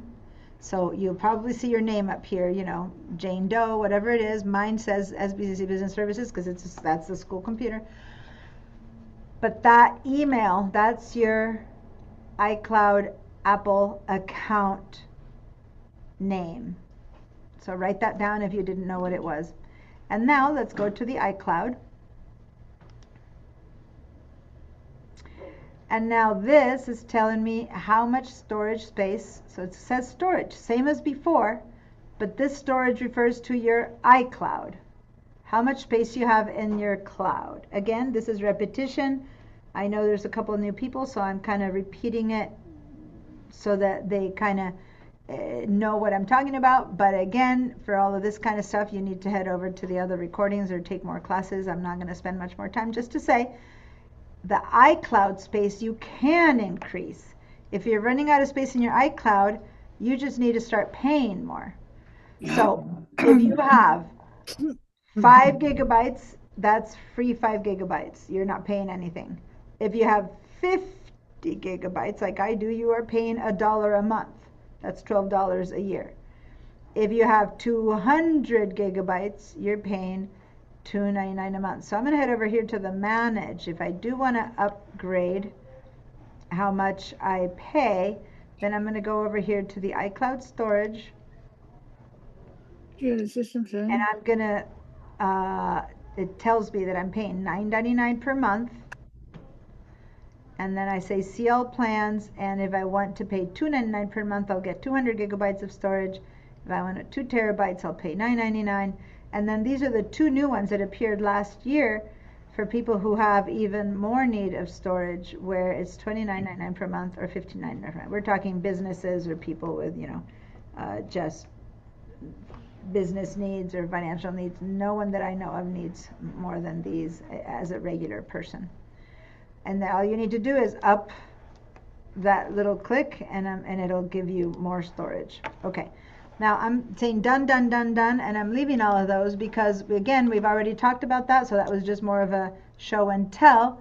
If you need more space, now you would need more space if you have too much stuff that you need to clean up your computers, which we handled in Mac Level 1, or if you have too many photos in the cloud. Is not such a big deal if you have too many videos in the cloud. Videos take up ridiculous amount of space, so you might want to offload your videos to an external storage, stuff like that. But anyway, that was Mac Level 1. Now we're talking about our apps. Mac Level 2, we deal with our apps. And this is where I wanted to take you, and this is where we ended the class last Wednesday. What is saved to the cloud? Now over here, it's showing me photos, drive, passwords, notes, messages, mail. So you would think it's these 6, but nope. There's many more, and we can click on see all. And now, and I scroll down, this is all the stuff that's saved to the cloud. Okay? And those of you who did download GarageBand, I know for example Denise did, you should be able to see it here now if you did need it. Now, I did not intend to have people download GarageBand last week if you don't plan to make music. I just was demoing GarageBand because Lava talked about GarageBand and she makes music, but the rest of you guys, unless you make music, you don't need GarageBand. It's a big program that takes up a lot of space on your computer. You definitely don't need it unless that's your intention. Yes, Denise? If you have video or music on the Google Drive, it also takes space on your cloud. No, her question is if you, and I'm sitting here repeating because I don't have the microphones on today because of that buzzing sound until they fix it. So she said if you have music or something else, you said more than music. Video. Or videos on the Google Drive, does that take space on your cloud? And that might be a question that Lava might have too, since she has her stuff on Google Drive. No, and I'm saying no with a little question mark at the end, because there is a way for you to download your Google Drive to your computer, but I doubt you've done it. If you did do that, then it would take space on your computer. But 99% of you guys do not have your Google Drive on your computer. So that would be something you would specifically have to have done. Other than that, no, Google Drive remains in the cloud, in the Google Cloud. But Google and Apple are rivals. If you have stuff in the Google Cloud, you don't see it in the Apple Cloud. If you have stuff in the Apple Cloud, you don't see it in the Google Cloud. But I mean, it's like owning 2 cars, you have to change the tires on each one. What I'm saying is you have 2 spaces in the cloud that hold your stuff, and if you're paying for both of them, you might consider whether it's better to pay for both of them or to pay for one that's bigger, whichever one it'll be, right? Versus 2. Google gives you for free, I think, 15 gigabytes, and Apple gives you for free 5 gigabytes. So Google gives you more, but at some point you'll fill that one and then you have to pay. So it depends on what you're going to put on it. Maybe if it's a shared drive, maybe the other person pay for it. I don't know. Yeah, if it's a shared drive that someone else shares with you, like me, I share my Google Drive with you guys with all my files. You just see them. You don't have, you see them there, but they don't occupy space on your drive. So if someone is sharing that drive with you, Denise, it's their drive that holds the stuff. You're just being allowed to join in. It's like, here, come and share dinner with me, but they're the ones who carry it. So all the stuff that you see that I give you as my files that are on hard drives, that Google Drive. Now, I could do the same thing with iCloud Drive. I could have files on the iCloud Drive that I give you access to, that I give someone else I'm working with access to, okay? I don't want to distract from this that I'm sharing here, and just saying that anything that appears over here, these are the apps that go between your computer and your phone and your iPad and your smartwatch. Not everything. So for example, I don't see Adobe in here. I don't see Microsoft Office in here, do you? I don't see apps that are not Apple apps. These are all Apple apps. Apps that came installed on your computer when you bought your computer. Those are the ones that are on your phone. Now on your phone you might have downloaded games or other apps. You might have downloaded Google Gmail. Well, you don't see it here, right? You might have downloaded stuff on your phone that you don't see here. That's fine. Those will live on your phone. If your phone dies, if they're not backed up, they'll be gone. But if your phone dies and these are backed up, these will be fine, right? So let me be more specific, because there's like 3 new people, and one more explanation about this. One more explanation about this, and then I'll be gone. I'll continue to something new, because this again is review. Say that my contacts, I am sharing with you my computer. Say that my contacts on my computer are on. Then I share with you my system settings of my phone, which look identical to this. I will share them in a minute.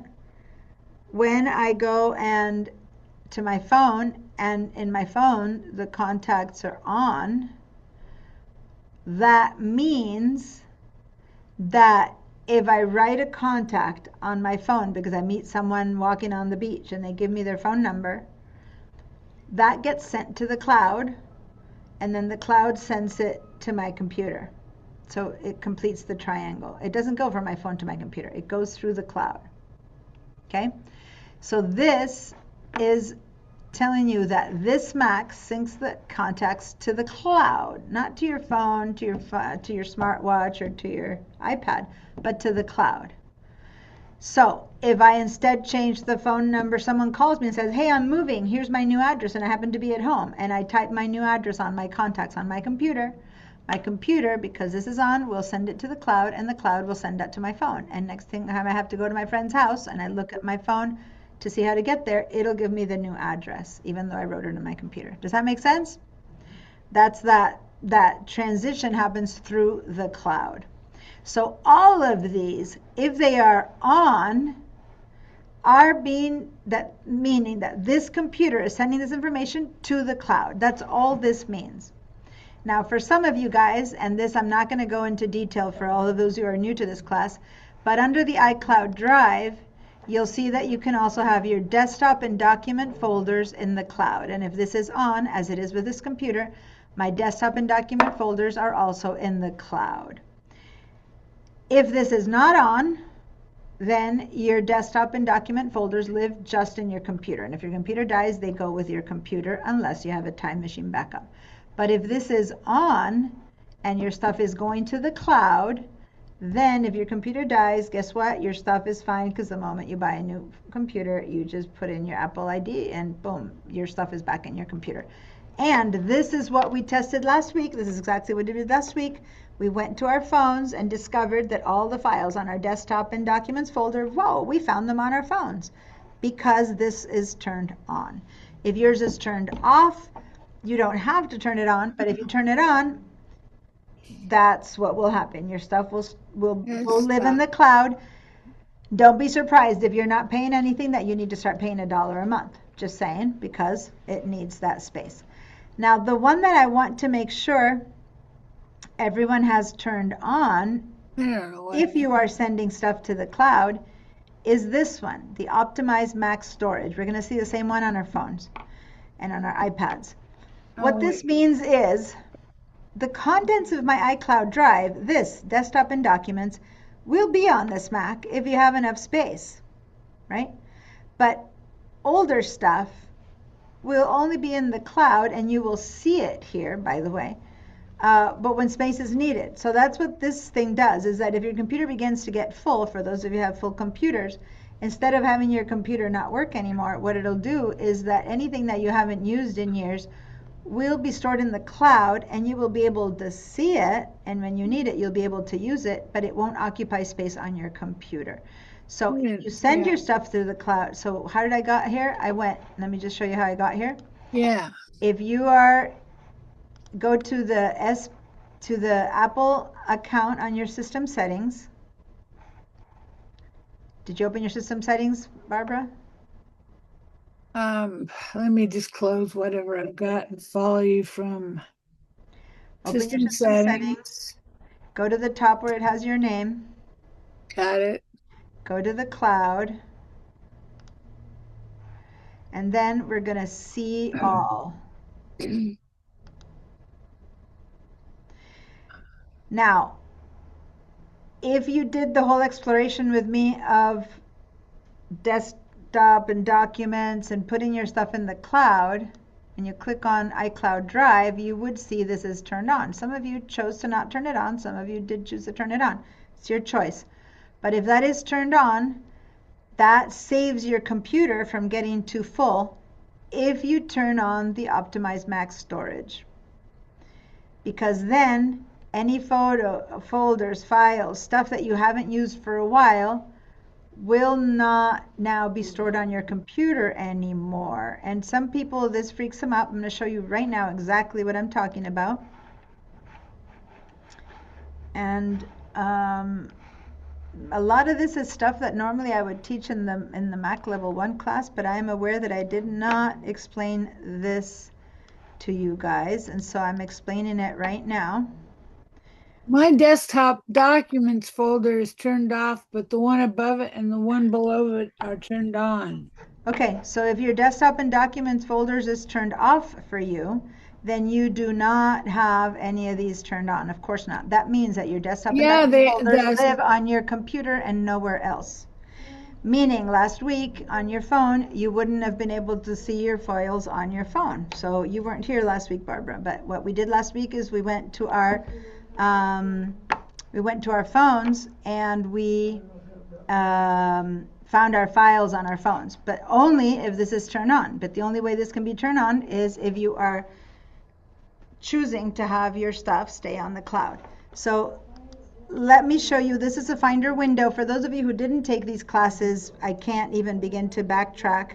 Pay attention. For everyone else, look over here on my Finder window where some little icons have a cloud and some have a cloud with a download arrow. You see the difference?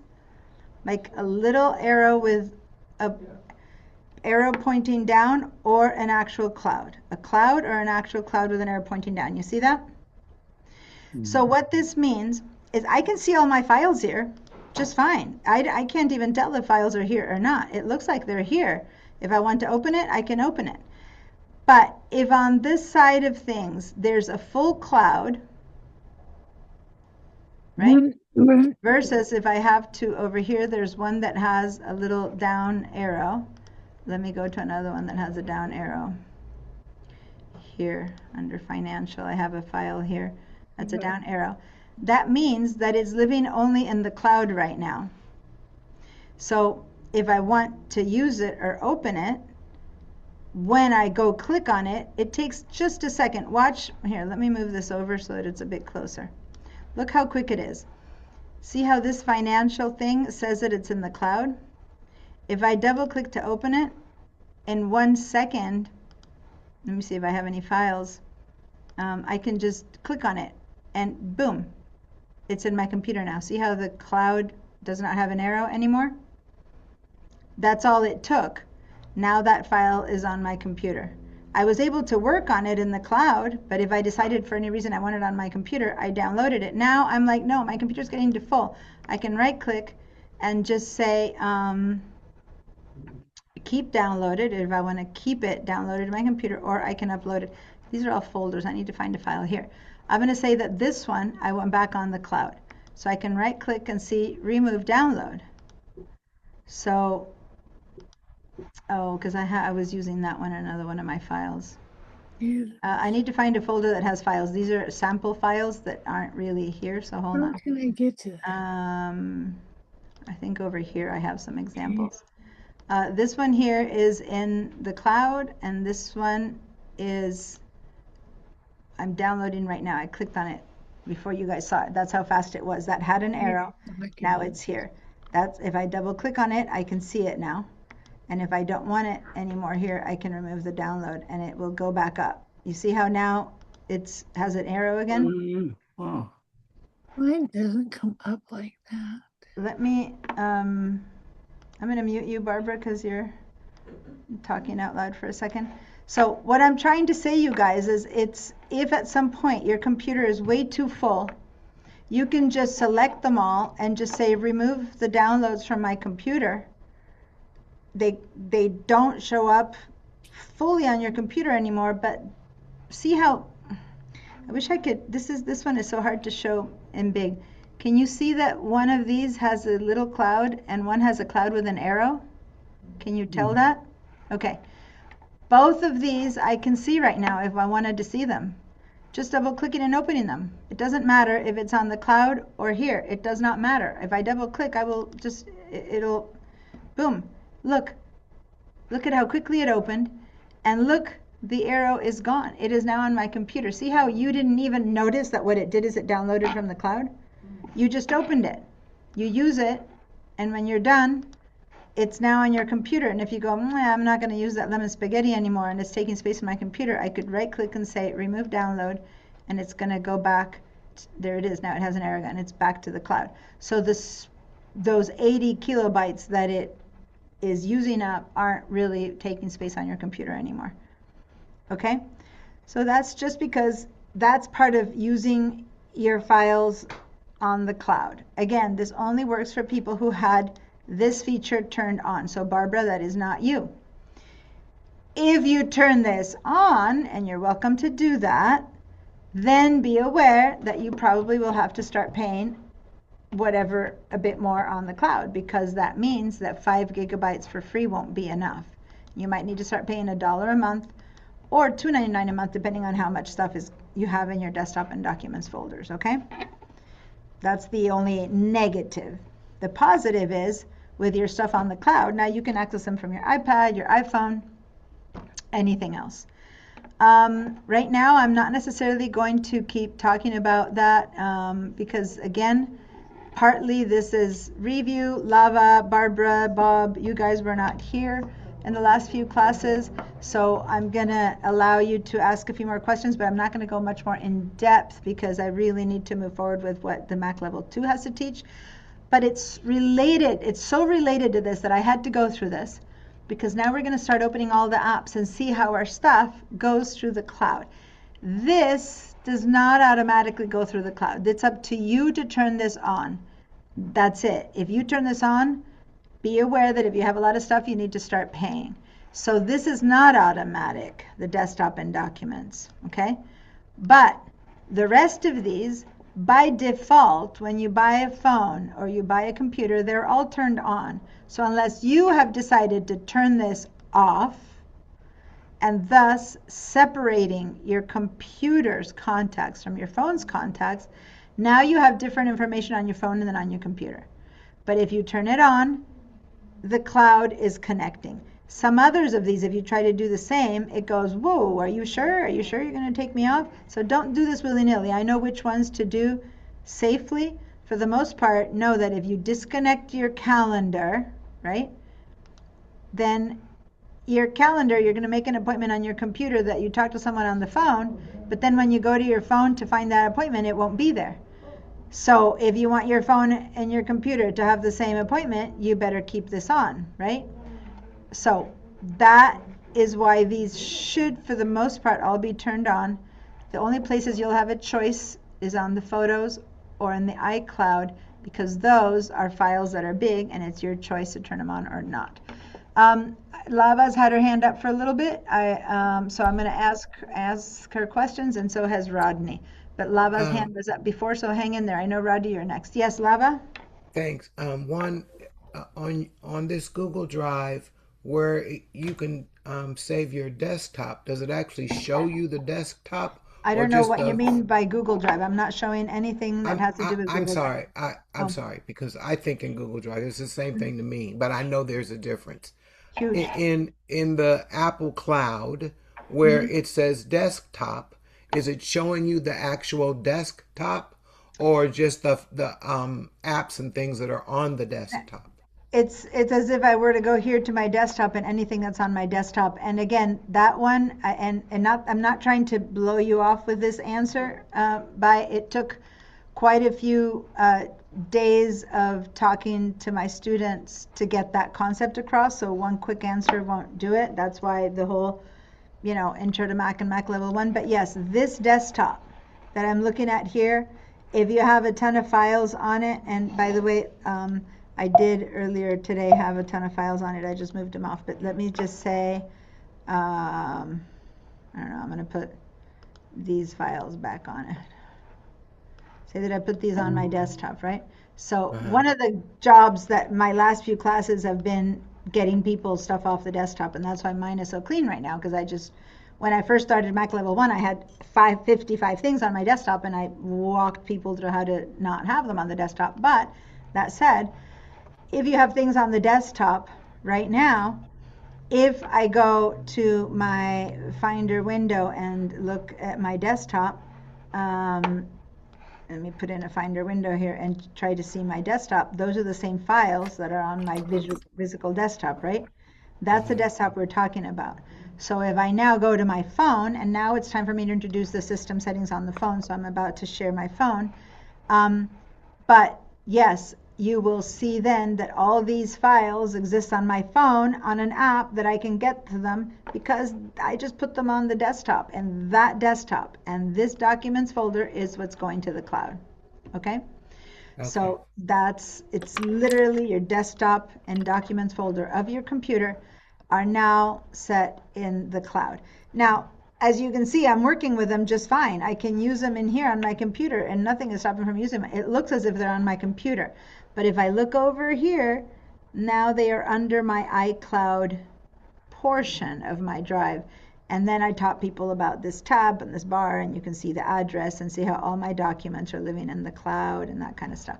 So I can't reteach, 10 weeks in 1 minute.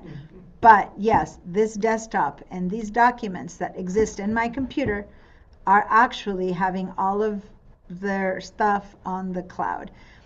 That's 90% of the people in this class. If 2 or 3 of you guys have your desktop and documents up here where it says favorites and not under iCloud, then your stuff is actually living only on your computer and nothing but your computer, and you will not be able to find them on the cloud nor on your phone. Okay? Nor on your iPad. Yes. I mean, and for me, FYI, because I'm going back and forth between a PC and the Mac, and there's certain files that I need that's why for me it's better to put them on the Google Drive, because if I'm on the PC, I can't get them off the Apple Cloud, right? Yes, you can. Oh, My husband has a PC and he uses the cloud, but that's because you haven't taken all of the classes. And just really quickly, I'm going to say that you can go to the internet, just like you would go to the Google Drive. You can go to your iCloud.com and sign in to your iCloud.com. This is the internet now. Okay, so you can sign in.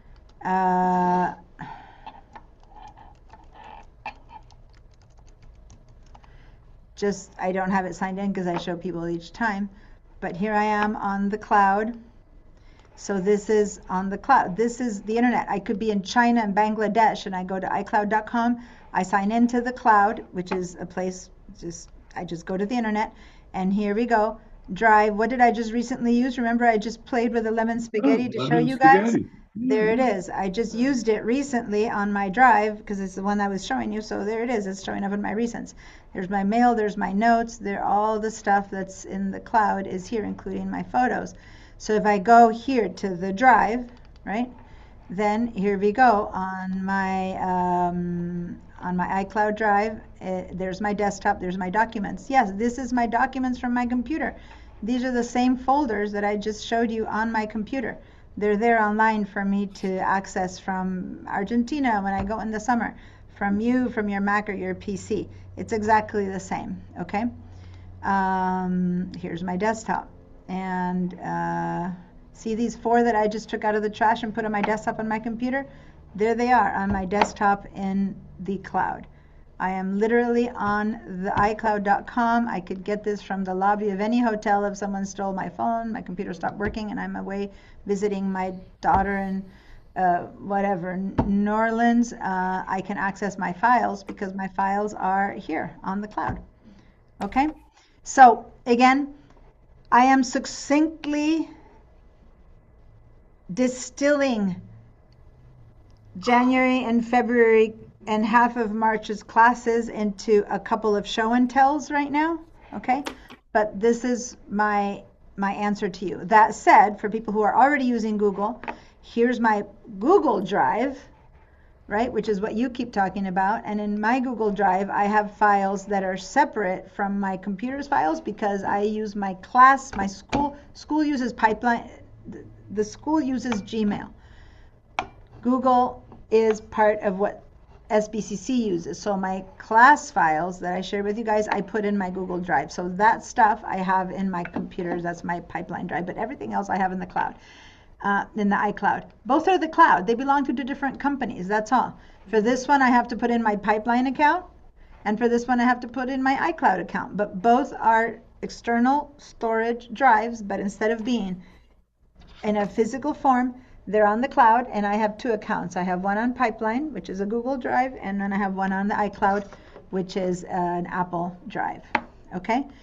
No difference. The big difference, though, is that the stuff that I have in the Google Drive doesn't automatically go up and down from my computer in and out. I have to download it or upload it. Versus the cloud for Mac users is transparent. I showed you. I just used this one on my computer, and on the drive on my computer it already tells me that it's under recent because I just used it. You just saw me put on my trash on my computer. I just went and put 4 files in my desktop like you saw me do it, and it's already reflecting that. And these are big files. These are the videos. These are gigabyte files, and I already just took them out of the trash and put them on the computer, and you guys are already seeing them. As I went to the cloud, they're already on my desktop in the cloud. Okay? And it's for the Mac, the cloud is much more, it's transparent. You don't notice that you're doing it. You're just working with your files on your computer, thinking that you're just working on your files on your computer. So here we go. I just put 4 files on my desktop, and yet if I then go to the cloud, that has been done automatically at the same time.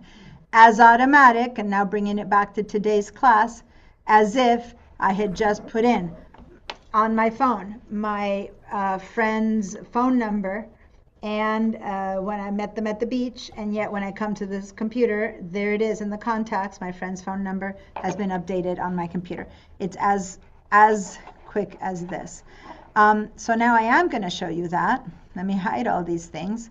I'm going to show you, I'm going to share my phone.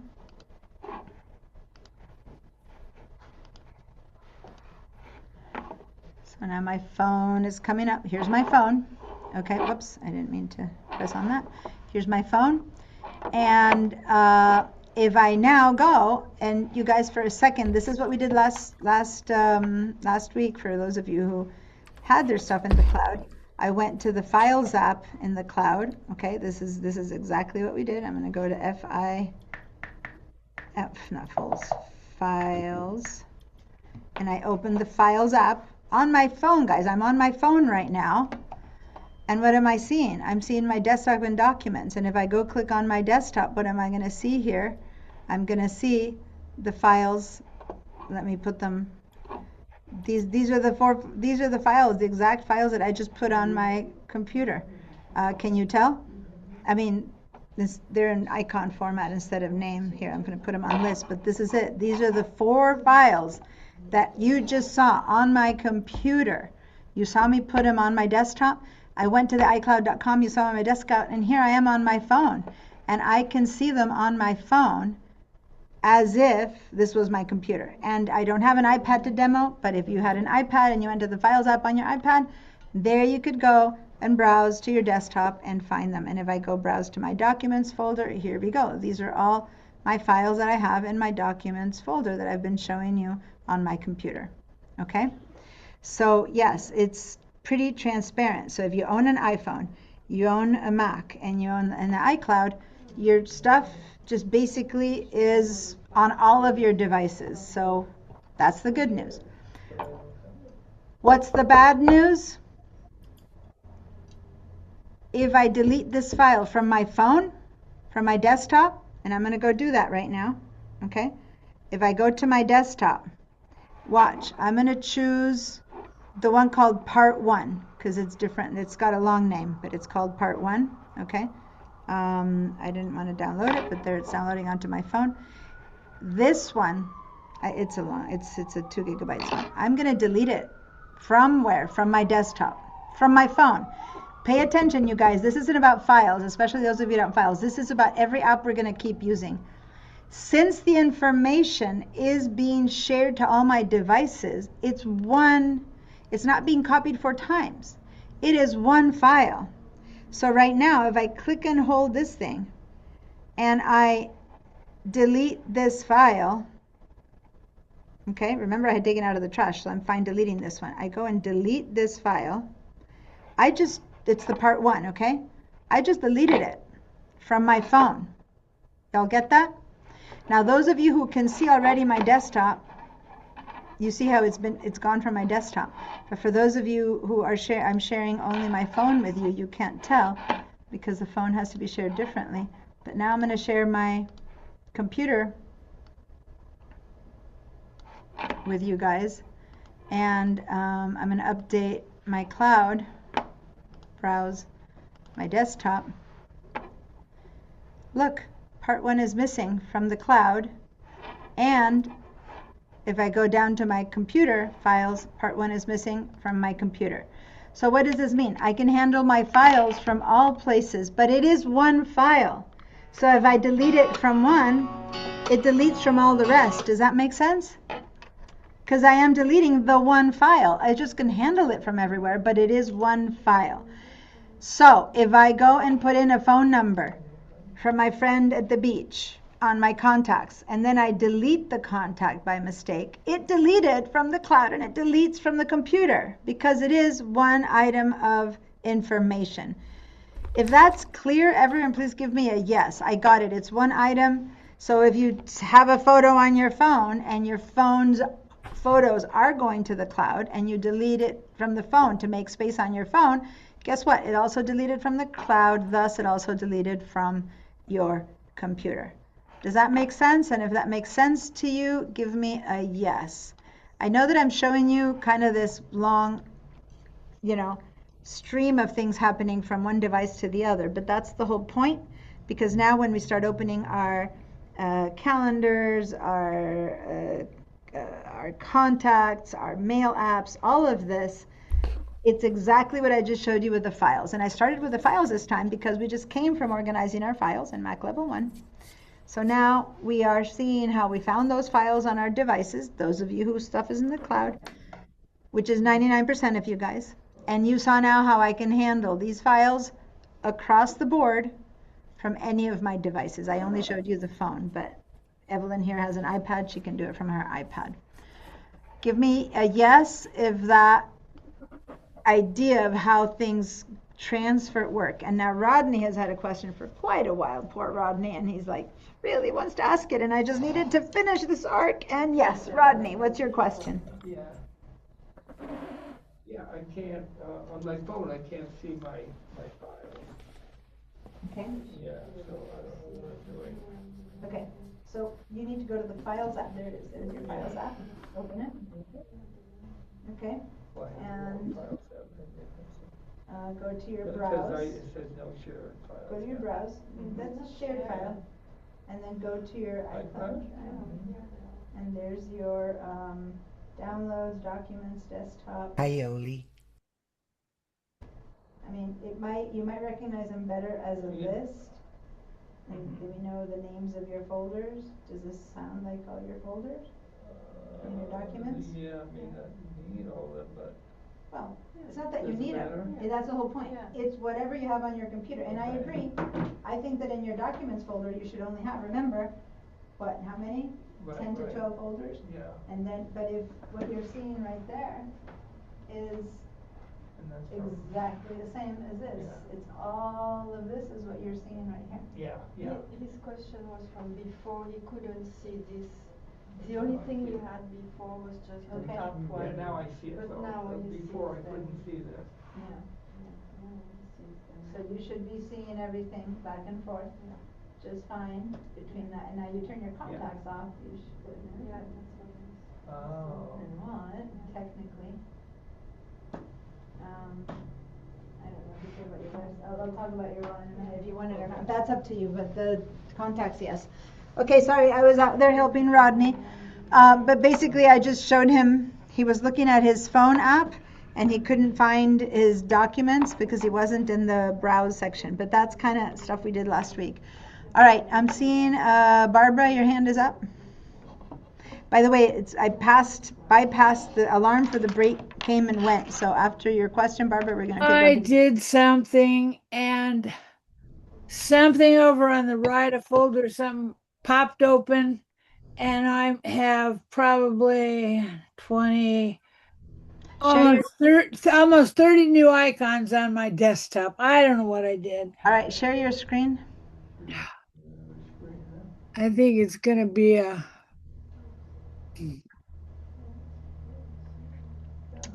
all these.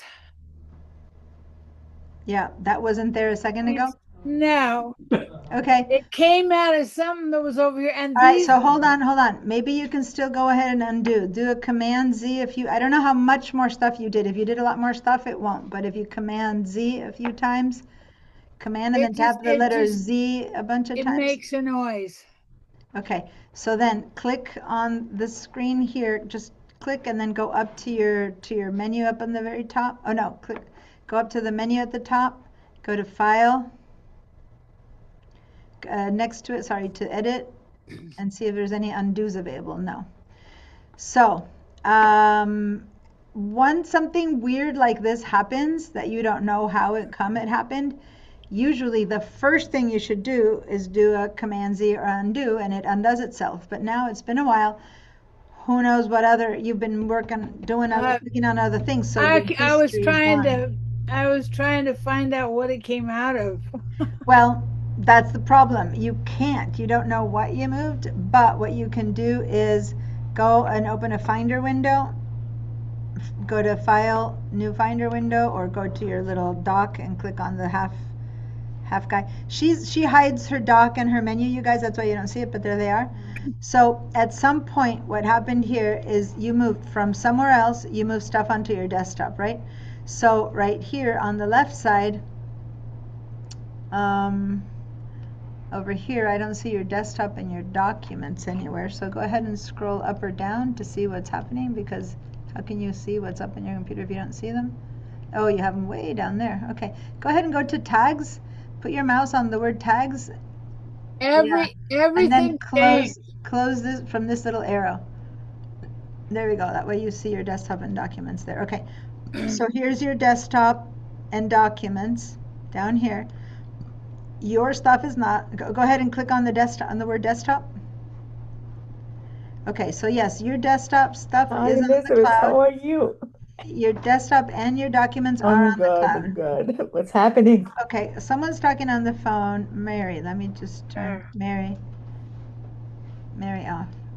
Okay. So what happened is that you just moved stuff to the desktop that shouldn't necessarily be on your desktop. So, and I'm going to clear my answers.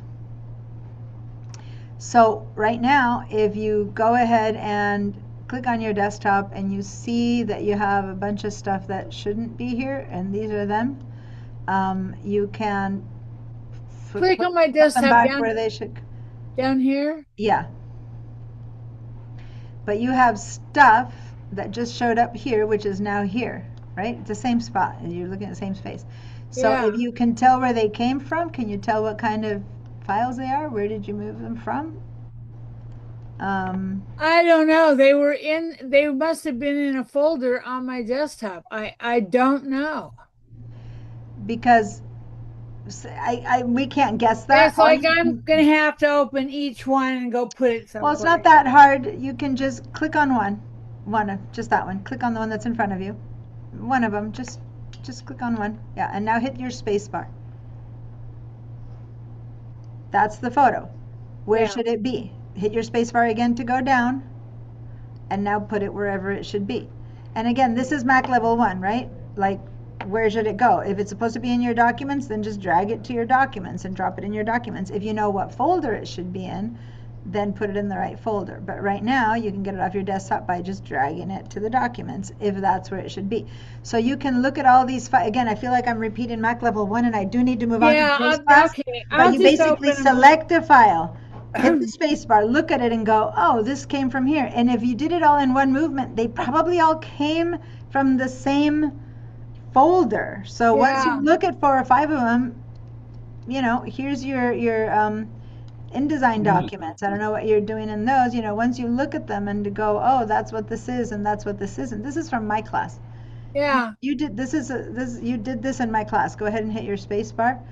So that whatever these things are, if they're all from one of my classes, maybe you just took them out of one of my class folders, Right here you have a Photoshop Deanna with no items, and I doubt that there's no items, so maybe they all came out of your Photoshop. I don't know. Just keep looking. I need to Yeah, do this that's right. what I have to do. I don't know what I did. I just stopped your share. I have so much compassion for people whose stuff is messed up, but I have to teach you something different this class, and I can't backtrack to teach everyone here who sat through Mac level 1 and did this. It's not fair to them that everyone who showed up to Mac level 2 that all I'm doing is talk about file management. I really want to help you with that, but I can't. No, I'll go through each one. You have to go through it and do it, and if you don't know how to do it, then you have to wait until you take that class or watch the recordings so you can do it yourself. We go really gently through all of that when we're in class. Okay, let's take our break, guys. What time is it? It's 2:50, so be back at 3:05 p.m. Can I go into my backup to an earlier time today? Oh, yes, actually, your time machine. Yes, you can use your time machine to find out where exactly. Yes. Okay, I'll have my time machine book figured out. Thank you. You're welcome. All right, guys, we need to leave this room for 10 minutes, and then I will be back with everyone. I'm going to mute everyone so you can all make all the noise you want in your rooms, in your houses, and I'll see you guys in 15 minutes.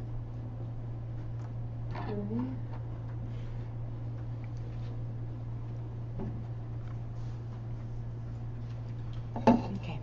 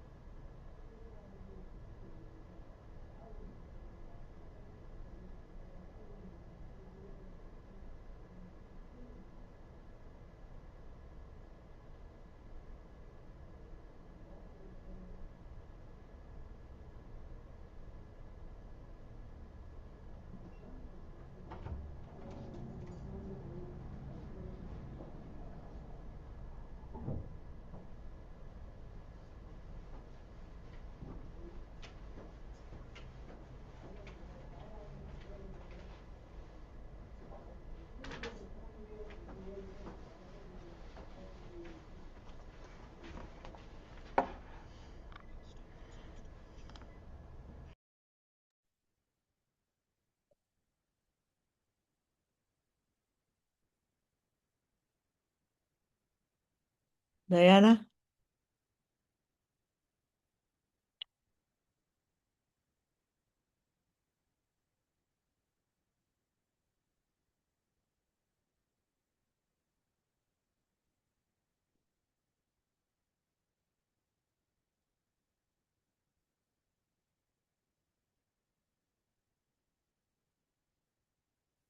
She's not back yet, Mary, but you weren't muted, and the whole time you were talking, we could hear it. Oh, I'm so sorry. Oh, I'm so sorry. I'm just at work, so I just like crazy. I want to listen, but I thought that I mute myself. Obviously, I'm not. So, Well, we're on a break. I think she had something she had to do, so oh, I she, see. I think we're coming back in like 4 minutes. Okay. Thank you. Thank you very You're much. welcome.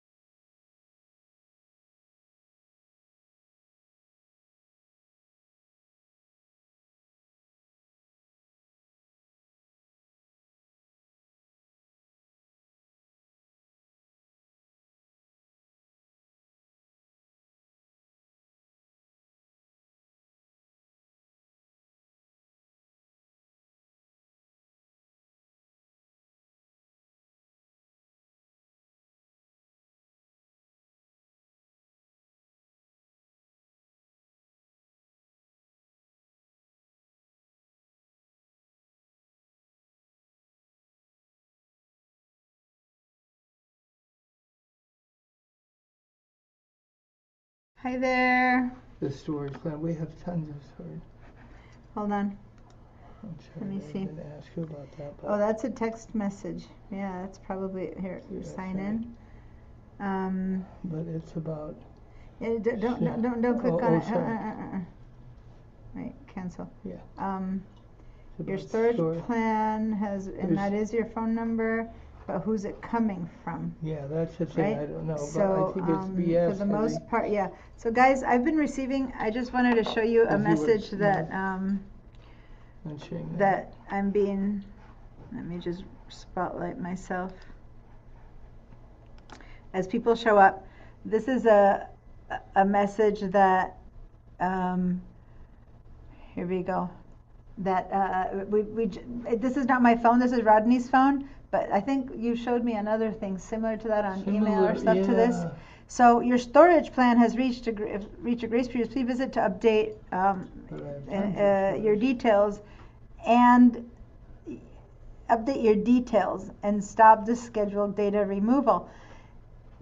Who knows where this is coming from, right? Yeah. And if you ever do want to know, in this case, if you were to try and click on this number, it might show you what information you have for it, but there's no information for it. Yeah. So it's Ah, probably that's how- spam, Yeah, right? yeah, 'cause she was Um, getting them And too. so, but you need to decide never to click on any of these links and go, what kind of storage could it be talking about? It's probably either your iCloud storage, they would not send you in text.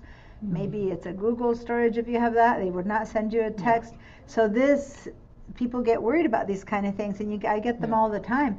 And Yeah. they are trying to get you to give them their detail, update your Yeah. details, so they're gonna go, they got your number from some list, someplace, and they want you to go in and enter your details and your password and stuff, and then you're Yeah. screwed, right? Okay. So just delete them, I'm just these kind of deleting texts. Diana, Yes. because he might have trackers in his phone from something else that he's done. So the best and quickest way to hopefully eliminate it is turn the phone completely off and turn it back on again. But I found that, even on Facebook, if I open up something and all of a sudden what I was looking at, I start getting stuff like that. Yeah, so you have to be really careful of what you hand out, and for the most part, it's so funny because this is a teaching phone that I have. Zero. Like literally, I use only a few times a year in this class. I have zero interaction with it. And when I go to this phone, if I go to the Messages app, I'm full of those warnings, and there's no account connected, nothing. And it's your vehicle registration renewal is due in 60 days. Click this link, to read it. It's due in 15 days, it's due in 30 days, and I've been receiving them since February 2025. What vehicle? This is there's no, but they sound urgent, right? Yeah. If you have a vehicle, you go to your car to the DMV, check stuff out, but never believe any of these things.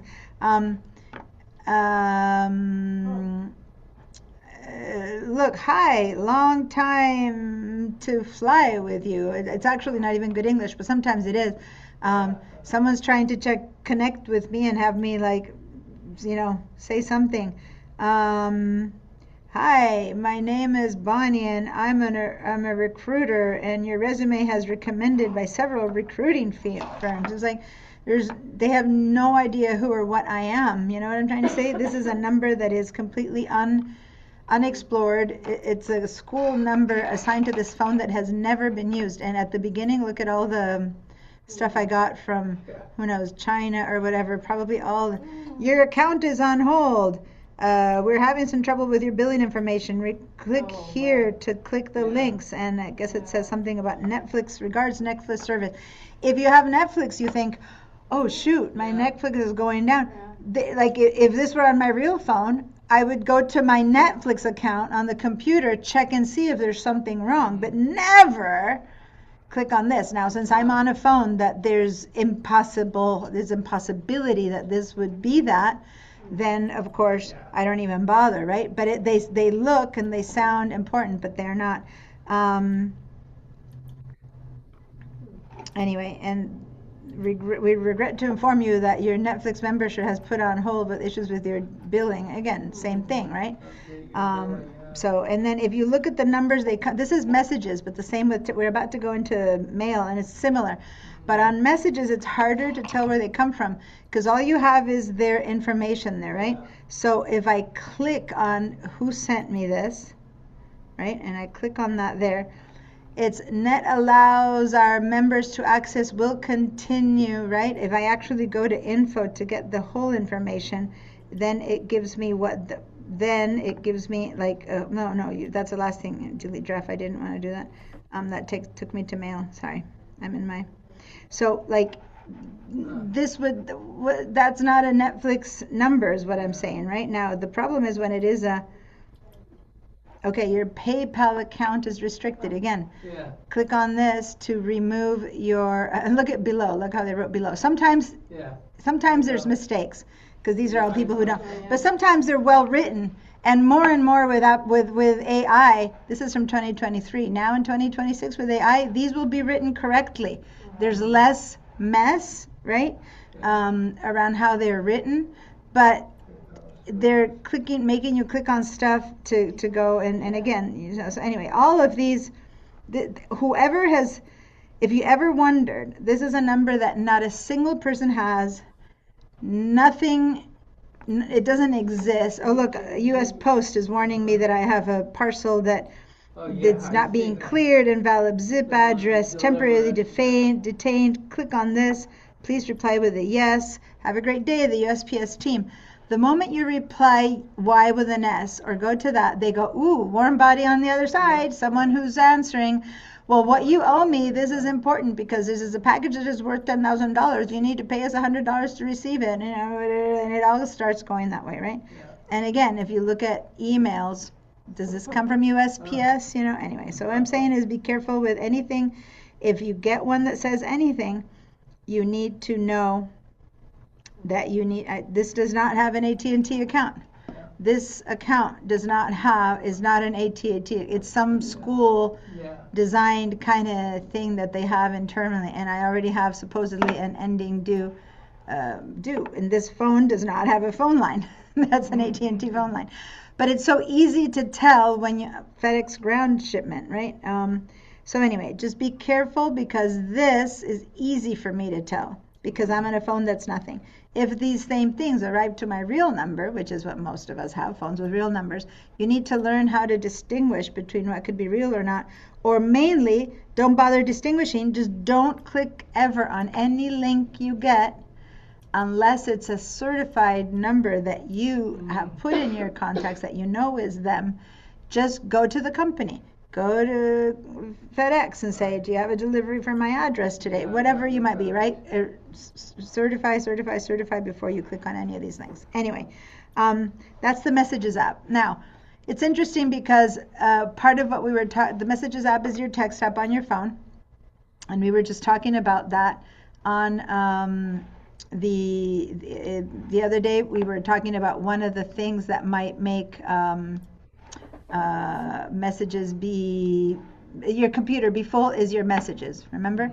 So some of you guys who have a very, very, very full computer, I'm just getting rid of some of that stuff, have lots of stuff on your texts. And we investigated that the last day of Mac Level 1, where we went into how to delete all those videos and photos and stuff that you got in your messages.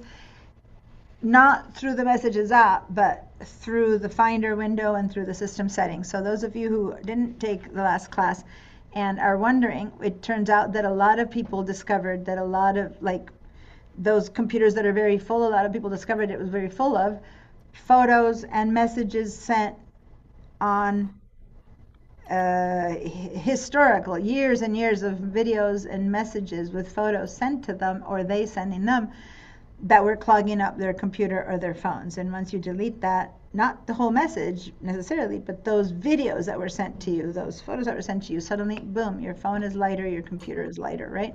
So again, we already did that.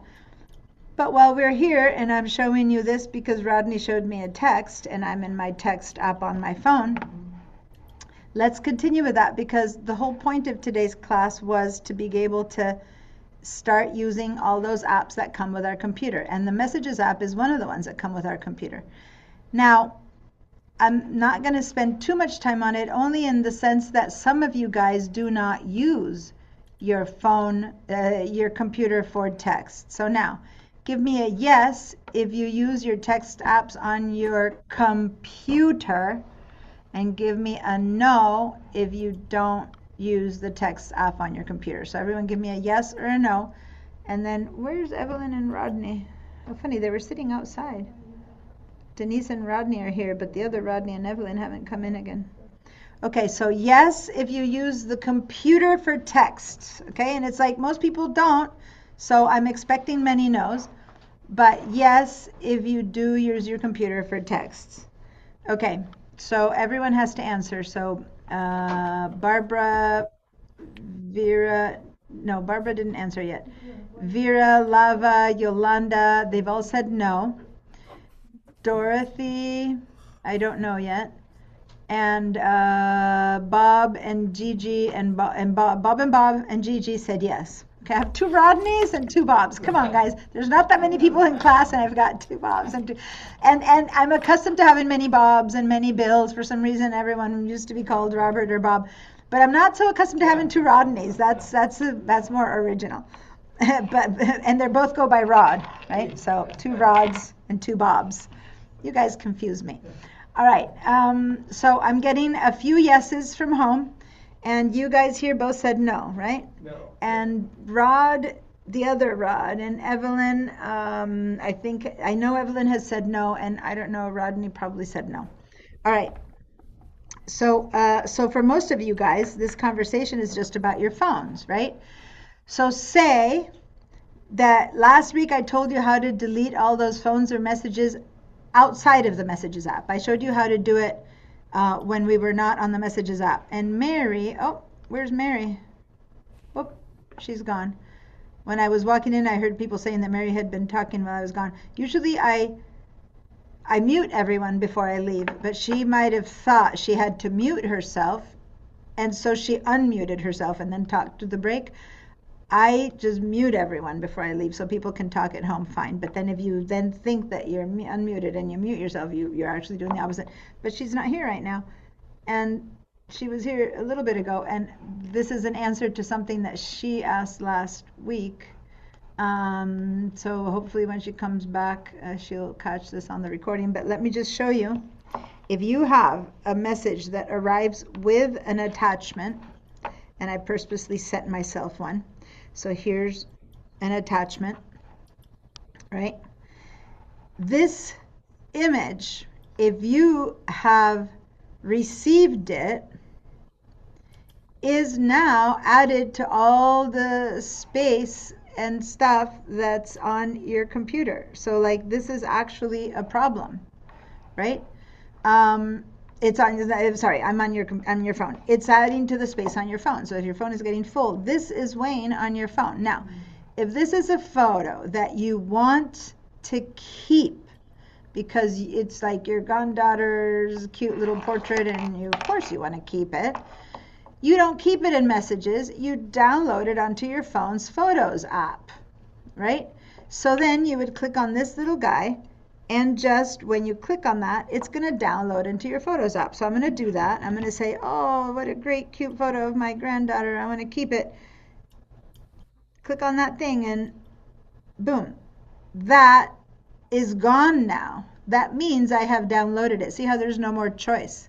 So if I go to my Photos app right now and open it, I should be able to see it. Now it's going to download right now. When I first see it, it downloads into the date of when it was shot. So it could be years before, or photos that I just downloaded. Here it is. It's in my Photos app right now. This is my Photos app. Okay, there's so much. Remember that we're going to be teaching you about the Photos app later. So now it's on my computer. I've chosen to keep it. It's really important. Good. Now I have it twice on my phone. So what should I do to this one right now? I need to delete it from my Messages app. Otherwise, I have it weighing twice.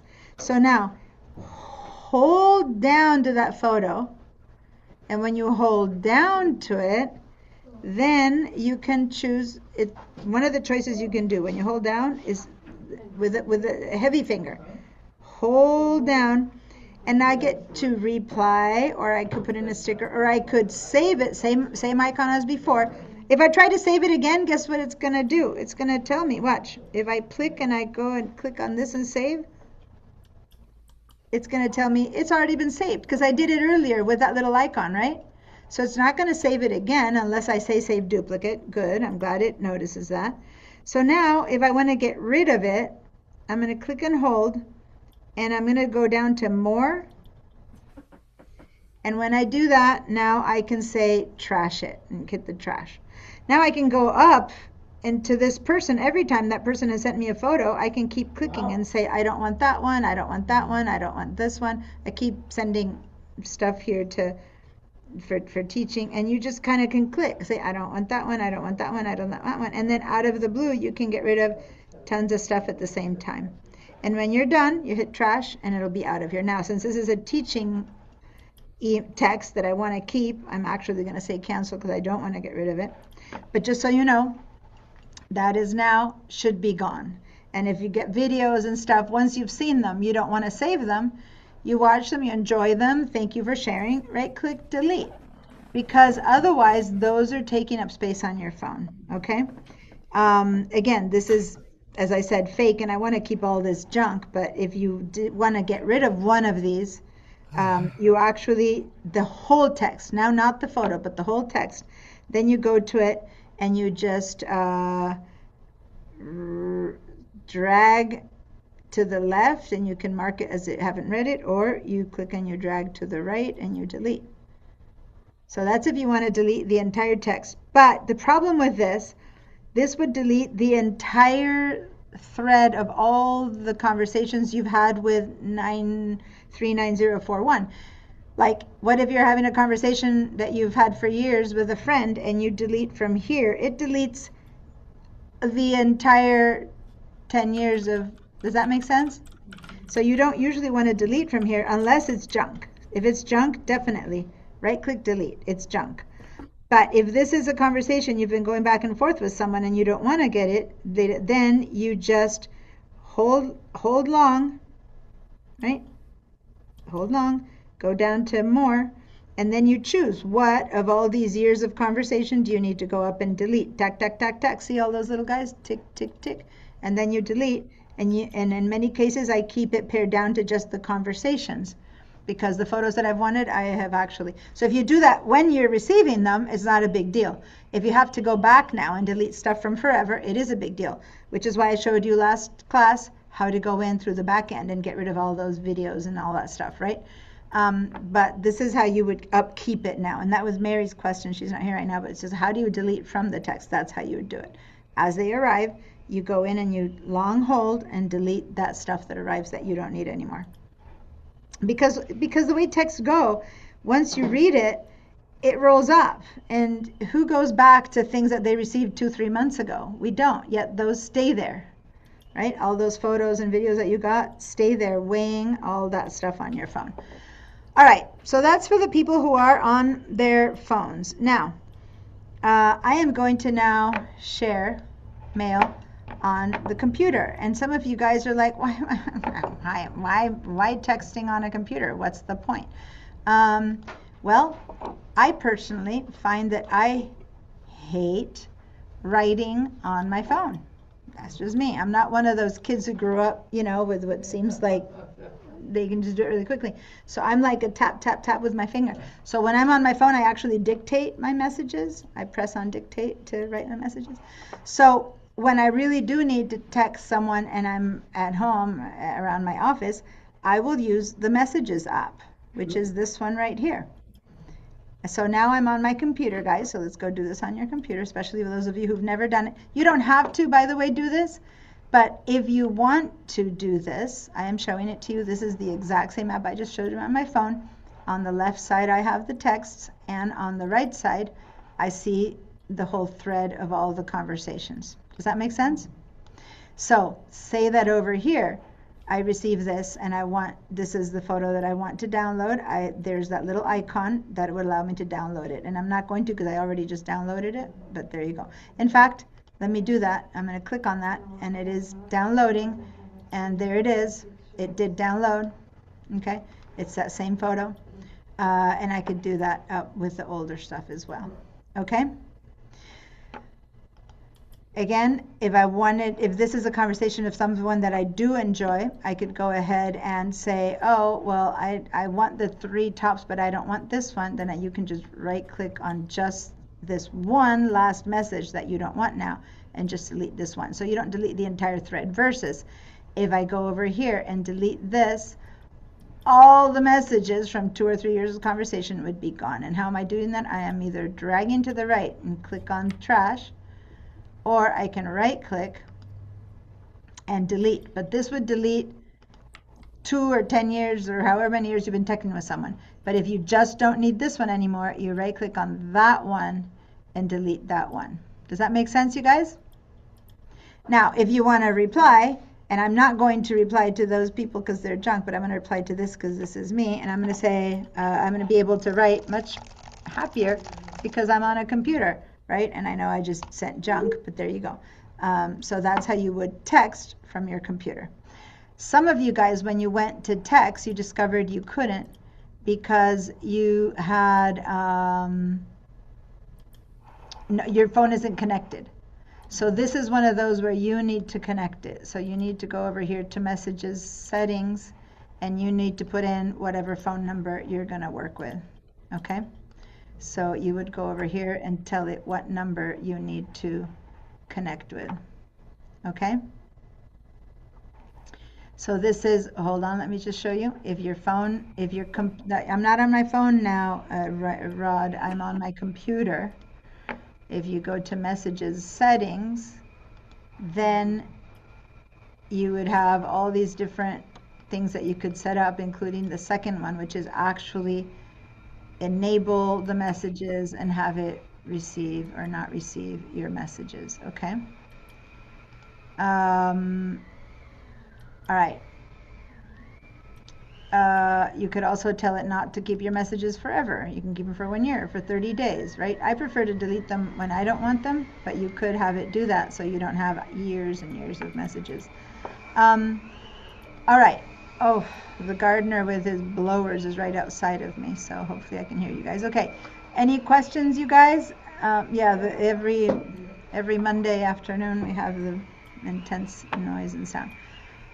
Any questions? Has anyone who has not been using text before, have you checked in and see how you can connect on your computer? Give me a yes.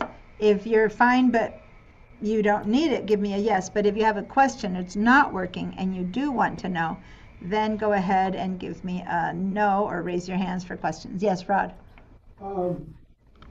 My boss I work for, he sends me text messages, and it seems like they'll stay on Hi, it's me. 3 days in a row. Hold on, Bob. Yeah. Rod is asking me a question. You can't hear him, but I'll tell you what the question is in a minute.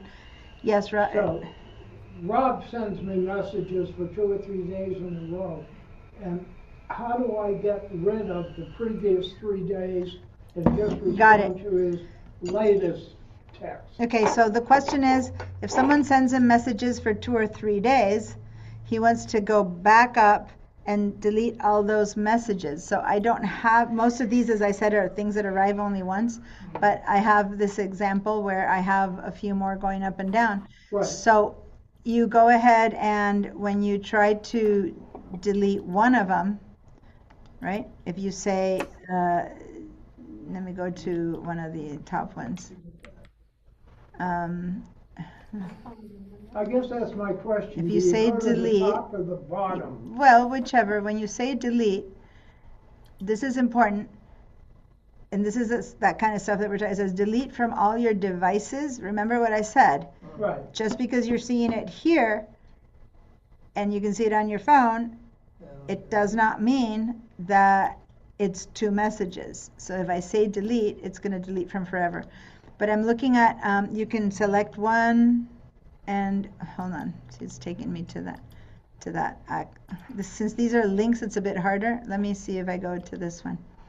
If I don't want any of these, right, and if I just select, I want to make sure not to. It's interesting because on my phone I can delete many at a time, but here when I go delete one, it deletes the one.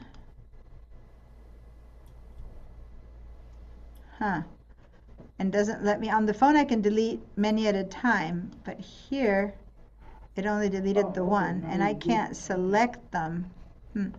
That said, what if that was a mistake and I didn't mean to delete it? Did you see? And this is really important because I didn't read the message out to you guys, so I'm going to read it again. I right-clicked and said delete, and listen to what the message says. Delete from my own devices? Yes, but watch what the next one said. Oh, well, it didn't say it again because I guess now it knows. The first message was, it will go to your recently deleted and it will live there for 30 days. Remember that? Right. So where is my recently deleted? Because my recently deleted doesn't show up in my app. It doesn't show up in my phone app either. If I go up to File, View, my recently deleted, there it is. These are the 2 conversations that I just deleted. And I can recover them, or now it's going to take 30 days. By the time 30 days come, then if I haven't recovered them, they will disappear. Okay? Because sometimes you mess things up and you didn't mean to delete them. So I'm going to recover them right now. I say recover the 2 messages. My recently deleted now is empty. And when I go back to my vehicle registration, it has 4 messages again. Okay? So these are all back. When you delete something today, something tomorrow, something the day after tomorrow, each one has its own 30-day countdown. It's not like in 30 days they will all be wiped out. Rather, these will delete in 30 days. The ones that I deleted yesterday will have deleted in 29 days, and the ones that are from tomorrow will be deleted in like 31 days. Their 30 days. Does that make sense, you guys? It's whenever the message reaches the 30-day point, it deletes. Now, again, most of you might be like, well, why do I care about this, about messages? And it's because today I'm starting with the Messages app. But this is exactly the same with any other of these apps. your Photos app, your Mail apps, if you have a setting where the things delete in 30 days, that's what it means. In 30 days, they will be deleted. And even the computer trash, I told you guys how to turn that on your computer trash. Many people had, 20,000 things in their computer trash. They sit there forever. They never delete unless you delete them by hand. It's like putting them in the trash on your office waste paper basket. It stays there forever until you take it to the street. So unless you turn on the automatic thing that deletes them every 30 days, then you have to empty that trash, okay? And this, now we're doing it with the text app, but that's all the same. But you saw how if I delete it from here, it would delete from my phone. I didn't show you, but on my phone it had deleted itself, and now it's back on my phone because I did find them. Now, let me share my phone, the same situation, and then we're going to move off of this app since it doesn't apply to most of you guys. Don't care or not what happens. So here's my phone app again, right? So say that I want to say I'm going to delete something again. So I'm going to go here and I'm going to delete this one. I'm going to click and hold, and I'm going to say more. And this time I can click on this one and this one and this one. So I'm getting rid of 3 of the 4, and I'm putting them in the trash. The messages will be deleted from all your devices, it lets me know again. So I say, sure, delete all 3 messages, and I'm left with 1. Well, the good news is if I now want to recover it, I go up to Edit, and I go to my Show Recently Deleted, and I can recover all of these things that these I deleted. I have 1 day left, so I guess I did this a while ago. And then this is 1 day ago, so now I can go back and hit recover.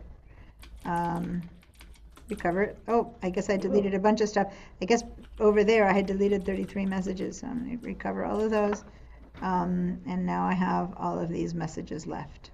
Okay, so if I go back there, all 4 are back. Okay, so that's the place where I get those that had only 1 day left to delete, and now I survived them, and here's where I can create a new text or whatever. Now, who knows what this is?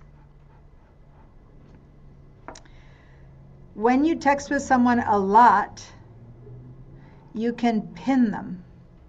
So I have a ton of junk mail from there, over there, but this could be my husband, my son, my best friend, right?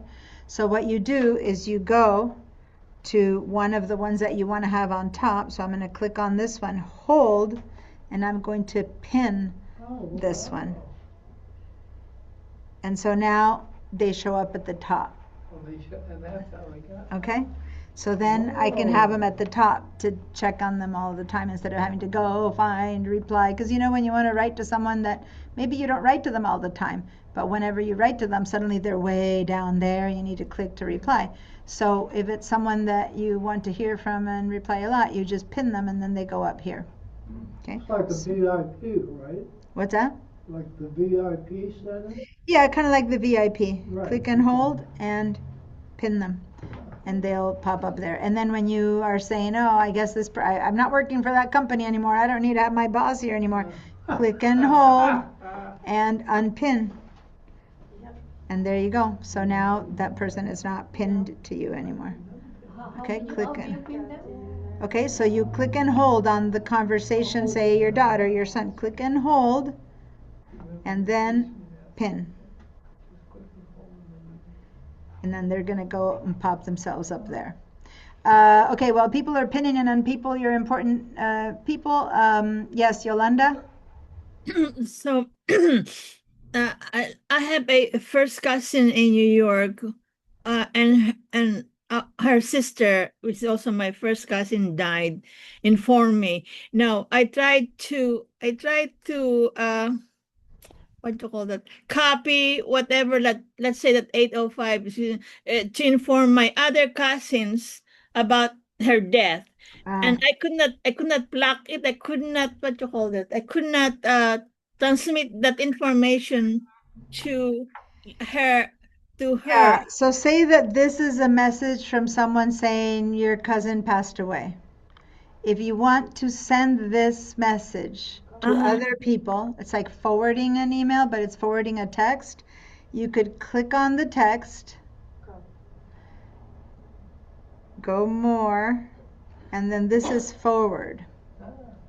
Oh, I see. So So you my can either trash or forward. So now I can say I want to forward this to, and I say to my cousin, my daughter, you just start saying all the people you want to forward this to, right? You would have to go find them in your contacts or whoever, and then they will all get the, hi, long time to fly with you. I see. So my Well, let me my show you all that again. Let me just show you all that one more time.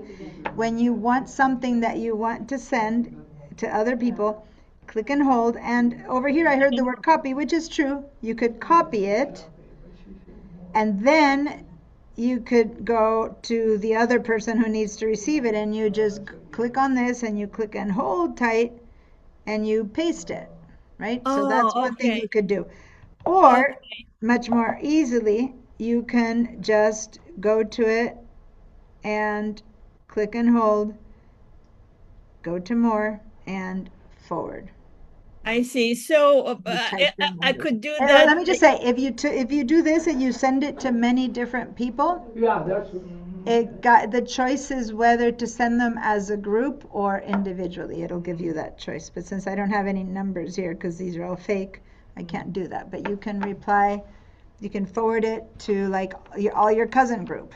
And this again brings me to, remember in your contacts where you have groups made, and we're going to talk about that if you haven't yet done that. If I want to send this one, right, and I'm going to click on this thing and say more and forward. If I put book, I don't know what groups I have in here. If you have groups in your contacts, I will show you in a minute. You can send it to the whole group. Like you'd have a cousin group or something like that. I'll show it to you in the contacts. But that would work as well. But for the most part, this is, you would just type in Paula, and since they're in your contacts, they would appear. The number would appear. Let me see. Over here, I'm going to click and hold, and I'm going to reply and send it to, I think I have Robin Hood. Yeah. So I have Robin Hood, right? We have Robin Hood, Iron Man. We have a lot of fun people in these contact actors that we run with. And I can just click on, I just part right in Robin, and there we go. It goes to Robin Hood. And I think I have Iron Man. Let me see. Yeah.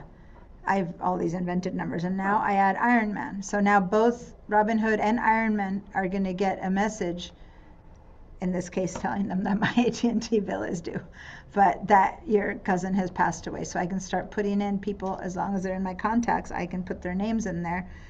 So if I have a Mark, do I have a Mark somewhere? It looks like I have a Mark Snow. It's going to go to Mark Snow. you're not putting any parentheses. Thank you. No, because as long as they're in my contacts, I don't need to, because they're coming in as individual people. If I wanted to now add somebody who's not in my contacts, Well, if I now put 805-678-9345, which is a new person, then if I tried to send it, it wouldn't and then I try to make a space, and then I tried to add someone else that I have. Who else do I have? I think I have Jane Doe. Now that's a problem because it thinks that is part of that, right? So you can't really do that in texts. You have to either put the people you know, or not have it be a group message, because this is going to go as a group message. all right. Okay. Now, if you need to send it to them individually, then you just need to send it to one, to next, to the next, to the next individually. This will be a group message to all these people.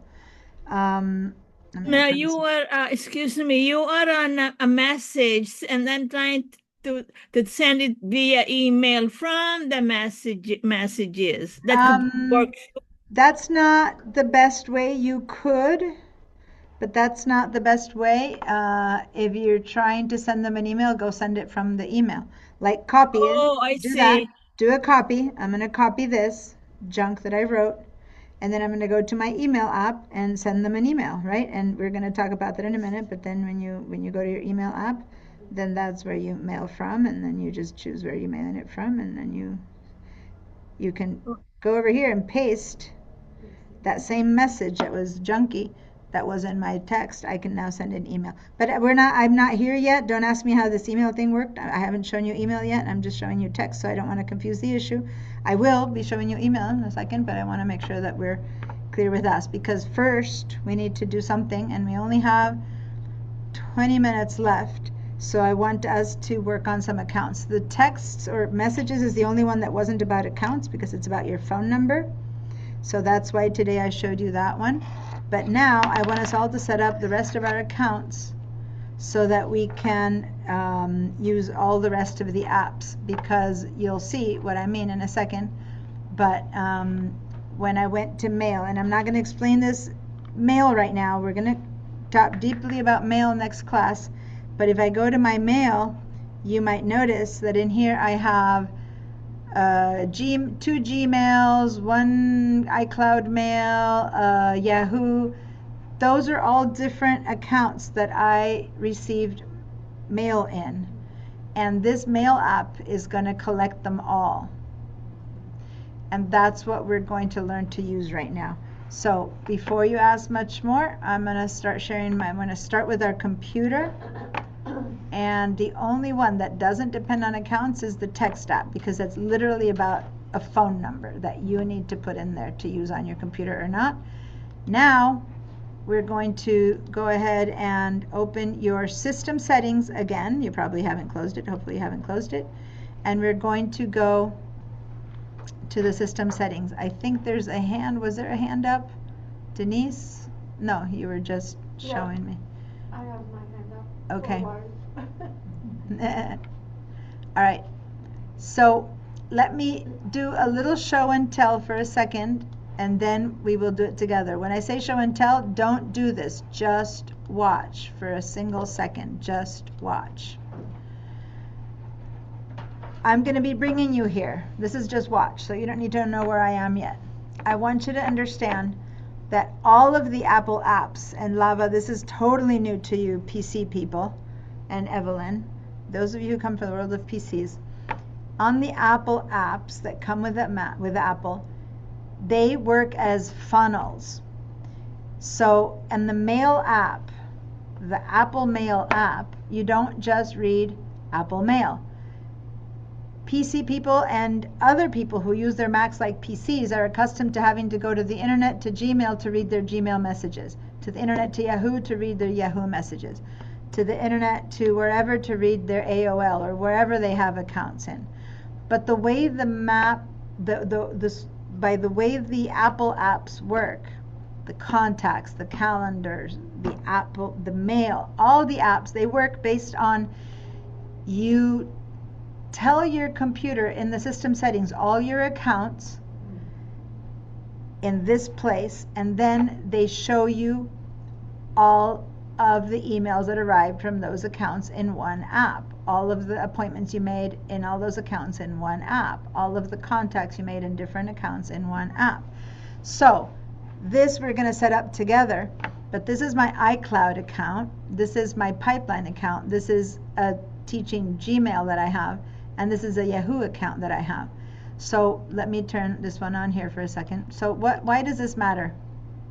Because I can now, from the system settings, after I set up my 3 or 4 or 10 accounts, some people have many different email addresses that they use. After you set this up, then, and now we're gonna work on setting it up, but then let me share my entire screen right now. I try to share the least amount of screen necessary, but now I do need to share the entire screen. So after you set this up, then comes the magic, because now I can go and open my mail, my Mac mail, and I can check all my inboxes of all those mails at once, or I can check only my iCloud, or only my Pipeline, or only my Gmail, or only my Yahoo, or all at once, in order of when all that mail arrived. Does that make sense? So I don't have to go to 10 different places. They all are here for me to see at one time. Now, I'm going to hide mail. Same with my contacts. I open my contacts, and over here I can see my contacts from my iCloud account, from my Pipeline account, from my teaching account, from my Yahoo account, or my calendar. I can open my calendar, and I can have my appointments from my Pipeline account, my appointments from my iCloud account, my appointment from my teaching account. So if you know how to use these all, you end up having just one place to look at all of your communication, so to say, accounts all at once. Does that make sense? Yeah? So if you are the kind of person who goes around and has to check things in 10 different places, the good news is that you can choose also whether, so if you have an account that you don't use much, right? So, nah, I'm not going to put it in here. Well, guess what? Like my Yahoo email, I don't use much. So what I'm going to do is I'm going to say, I gave the computer my account, but I'm going to not want to see its mail right now. So then when I go to mail, guess what? I'm not going to, well, I just turned it, did I turn it off or on? I just turned it off. So then when I go in here, I won't have to see it. It takes a second before it reacts, right? But I don't need to see it for the time being. Now I'm going to go to say I don't want my contacts in my Gmail account, or I don't want my notes from my Gmail account. All you need to do is turn these features off, and then you don't see them. And it's scary because when I turn them off, it says, are you sure you want to renew it? All these notes will be deleted from your Mac. Well, that's fine. It's just because I don't want to see them right now, but they still exist in that account. I'm not deleting them. We're going to go into the details about this. But if I go now into my notes, I didn't show you, but in my notes, I used to be able to see my Gmail accounts, and now I don't. Why? Because I turned them off from here. But if I turn them on again, now there they are again, SBCTeacher@Gmail. I turn them off, I delete them from my Mac, there they are again. I'm not seeing them. Does that make sense? So you get to see, so now I'm going to go to my mail again, and I'm going to actually, hold on, I need to restart my mail. My mail on this computer is slow. Oh, that's my alarm telling me that we have 15 minutes left.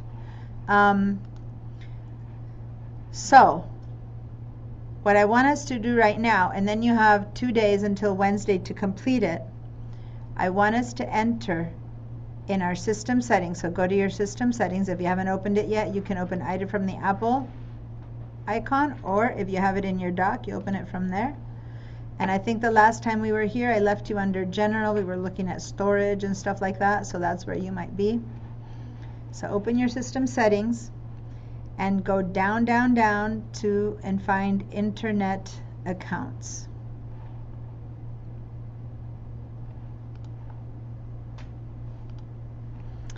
And I'm going to have to delete this one for this to work.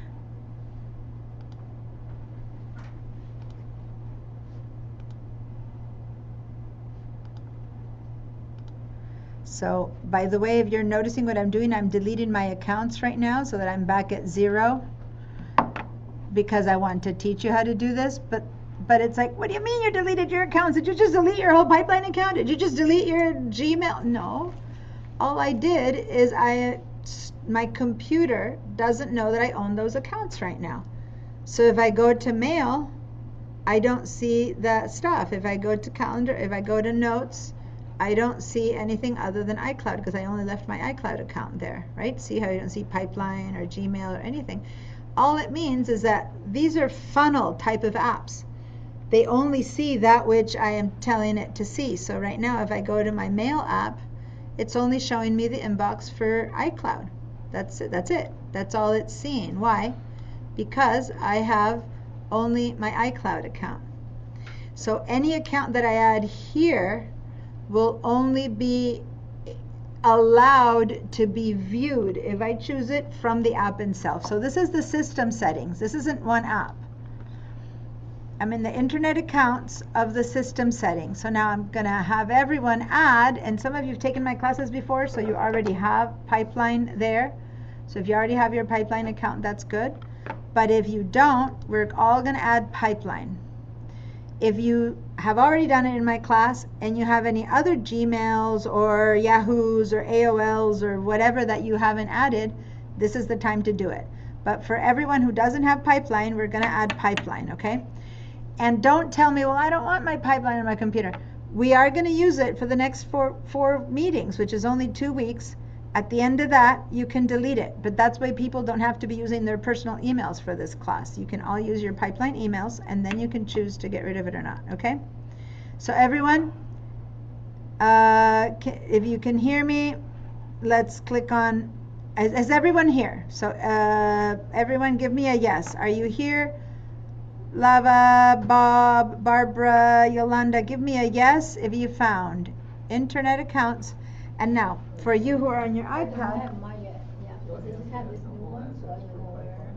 So let's, there we go, there.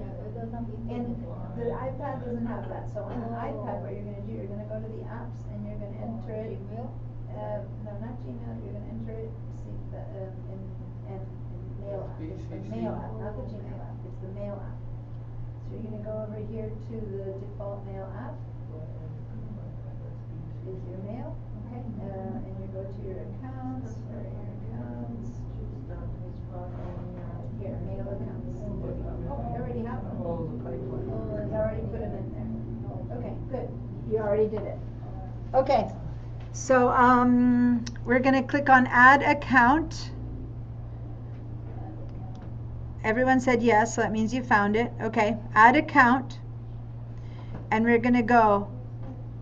Since I just had mine connected, my computer's like, is it these three? But for you guys, you won't have them there because you haven't I just disconnected them. So they're like, oh, you want to connect again? But say they weren't there, we're going to add our pipeline account. So we're going to go to Google because pipeline is a Google account. Click on Google.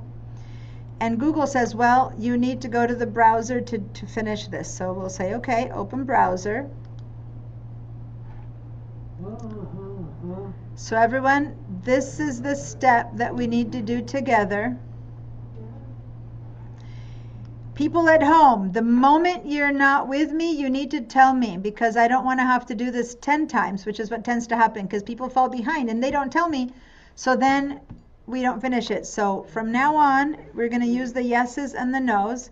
The moment you fall behind, you tell me, okay? So here what you're going to put in is your pipeline username. Okay, and you have it connected already. Okay, good. Do you want to add, you never found your Apple account, did you? Do you have any other emails that you want to add here? Are they Google? Are they, what are your other email? Your personal email is what? Mac.com. It's a Mac.com. But you said you couldn't find it. Try again to see if you could find the password. Okay, so here we are. Could I ask something? Yeah, but hold on. First of all, everyone put in your username that you use for your school, which people here know it well. People at home might not remember it. This is my pipeline username. But this isn't enough. One second, Bob. I'll bring you back because some people are here. If you are here, you're putting your username at pipeline.sbcc.edu. So you need to put the whole thing in. Okay, now I just wanted to finish that sentence. Yes, Bob, what's up? Well, I have another Google account name. Yeah, put it in. Mail. Yeah. But so when I got started here, the question mark was add account, and I said, okay, sure. I didn't go to Google. I just the drop down just said add account. So okay, so when you go over here to add other account, then you have to do. I didn't even see that. Okay, so when you say add account. Yeah. Just there. Yes. This is what comes up. No, it doesn't.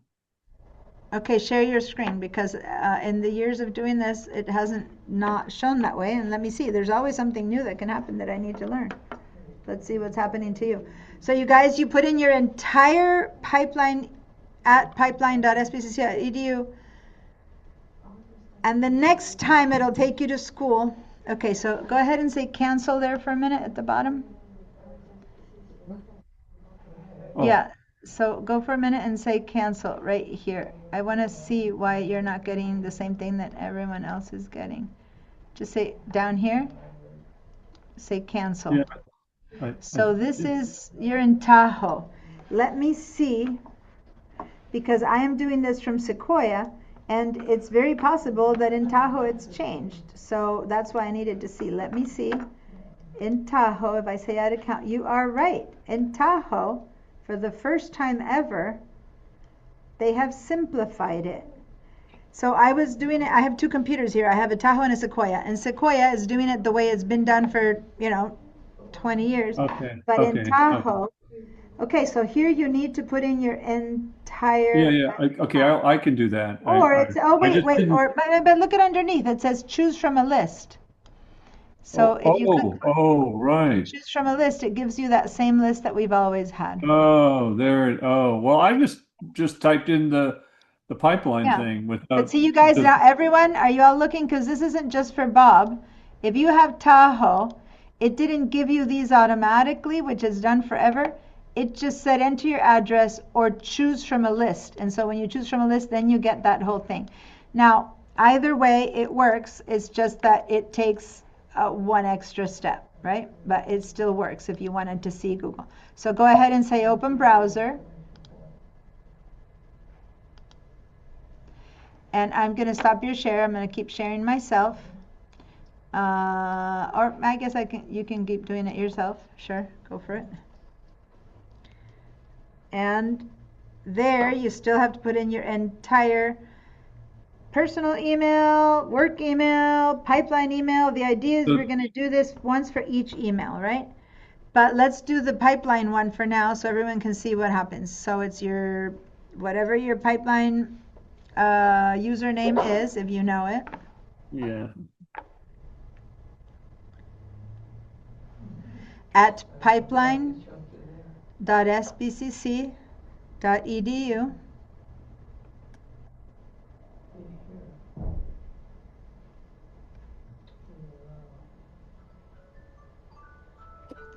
Okay, so everyone, this first time that it asks you, you have to put the whole thing in there, then say next.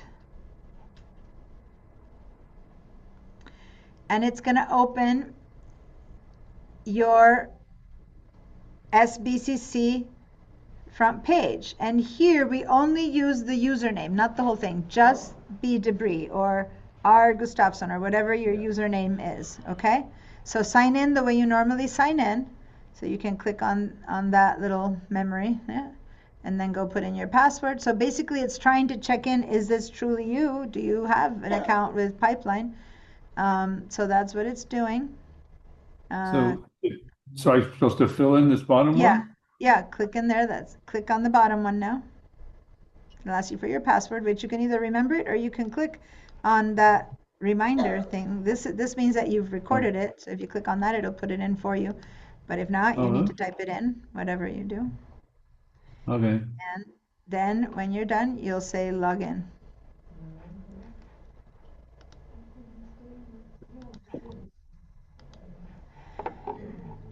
And so it's gonna say, oh, okay, yeah, you are you. So then watch, you guys, this is really important, everyone, because this one is where everyone gets stuck with all of the different accounts you might have. It's basically saying Google will allow your Mac to access your info. It'll access your pipeline email, which, yes, it's what you're asking it to do. And it'll know that you are Bob Debris. That is what we're asking the Mac to do. So say continue.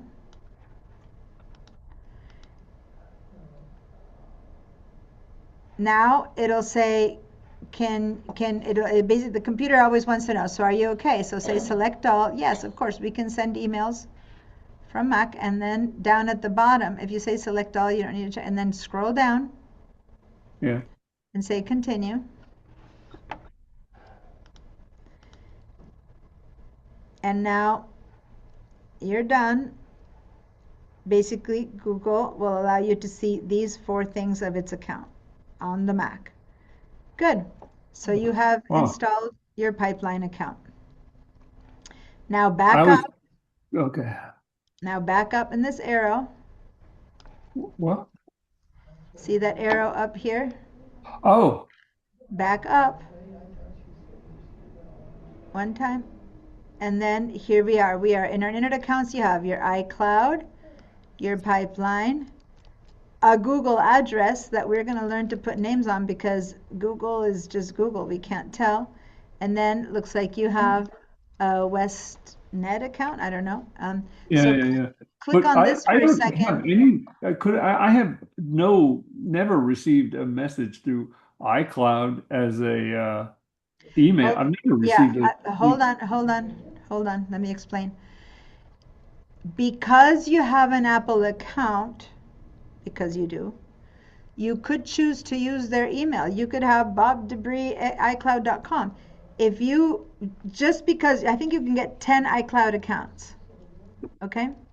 Huh. So if you have never decided to use them, then you don't have one. But if you have decided to use them, then you do. Mine is an iCloud account, for example, but you don't have to have one. Some people do, some people don't. You are able to make, I think, about 10 emails if you ever want one. Then it would show up there. If not, it won't. Now this one is just a generic Google, and I have 3 minutes to go. So if you want to tell it what Google it is, it's easier. So go to this arrow here and tell it. Click on that so it doesn't just say Google there. Yeah, click on that arrow that I circled. I circled Yeah, the done. arrow. Okay, and where it says details, Yeah. click on details. Hold on, because I don't see it yet when it comes up. There's a bit of a lag always with your computer. That's probably because it's so full. I never knew what was wrong because I could not see your computer well. It's probably now we know. So you're clicking on details, but nothing's showing up yet. I keep pressing detail. Yeah, your computer is slow as molasses. That we know now Thank why, you. right? Yeah, yeah. Before we didn't know why. You know, I don't everything for music. I threw Okay. all that away. You know what? I'm gonna stop your share because it's garbling, and I'm gonna show this for everyone else on mine. Let me show you this, you guys. My goal. I'm gonna do the same thing. Oh, I forgot that I had deleted all of mine. Hold on, I need to share my entire screen.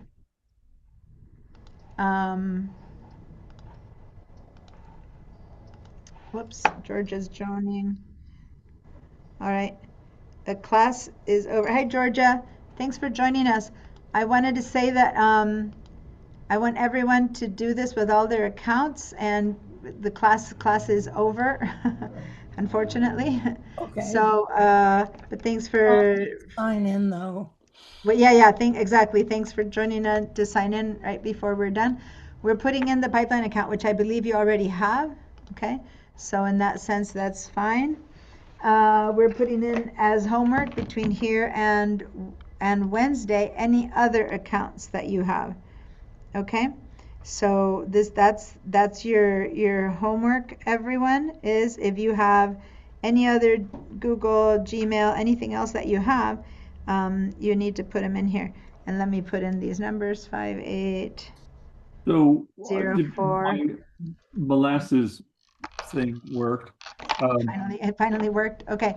It just says description Google. So yeah, give me a second. Give me a second, because I can't. Instead of that, put here. Let me explain. So over here, where it says details, which is the part that Bob was just going, then under description Google, I'm going to write that this one is pipeline, right? For some of you guys prefer to have it be your SBCC account. Put one or the other. That description is what we're going to see when we go to mail, calendar. It'll tell us what account it is. If yours is a personal Google, just call it bobdebris@gmail, whatever, or personal, or work, or whatever that email is for. Or put in the name of your email. Put in again, I think it was bobdebris@gmail. Go ahead and put that in there. Why do we want that? Because now when you go to mail, over here, watch, it'll distinguish your iCloud from your pipeline, not just Google. Because if you have 3 Google email addresses, which, by the way, Pipeline is a Google address. So now you can distinguish with them. So now I'm going to add my other Gmail. I have another Gmail, which is my SBCC teacher Gmail, right? So I'm going to go sbccteacher@gmail.com, right? So this is the exact example of what Bob just did, and many of you guys have Gmail emails, but if you have AOLs, whatever you have, you put them in here. And then in my case, since I've already done this, unfortunately, I have to, because I just deleted mine, so I have to, I told it to sign in with my face, so now it's using my phone.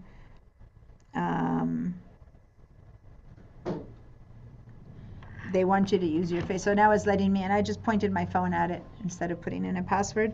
And I do have a class in less than 30 minutes, so I need to go. So now it's letting me continue because I already had it, and I'm going to say done. And so, see, this one just shows up as SBCC teacher because it knows that from the past, but normally it would say Google. So now I'm calling it SBCC teacher. Again, why does this matter? Because now when I open my mail, I will have all my mail from SBC teacher or from Pipeline or from iCloud or from wherever I want, all in one. Okay?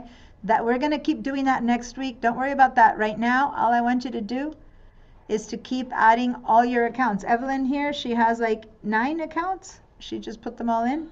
Yeah? And many of you guys have many different email accounts for many reasons. Maybe you're the one who handles the email of, a partner who can't handle their email right now, but is still receiving emails. Well, you should put it in here so that you don't have to go all the time to their account, right? If you have permission. Things like that. And then when you're done with that, when we come back to class on Wednesday, we're going to begin to figure out how to use this with all our devices. And I do need to go because I have another class starting very soon, and I still need to eat something and be ready for my next class. Bye. Okay? So everyone, bye, work hard, put all your accounts in there. And those of you who already have them, see if you can dredge another one up from somewhere. What I mean is, create a junk one. We're going to talk about it later, but if you don't have a junk email, create one where you want all your junk to go to. Okay? Okay. See you guys on Wednesday. Bye.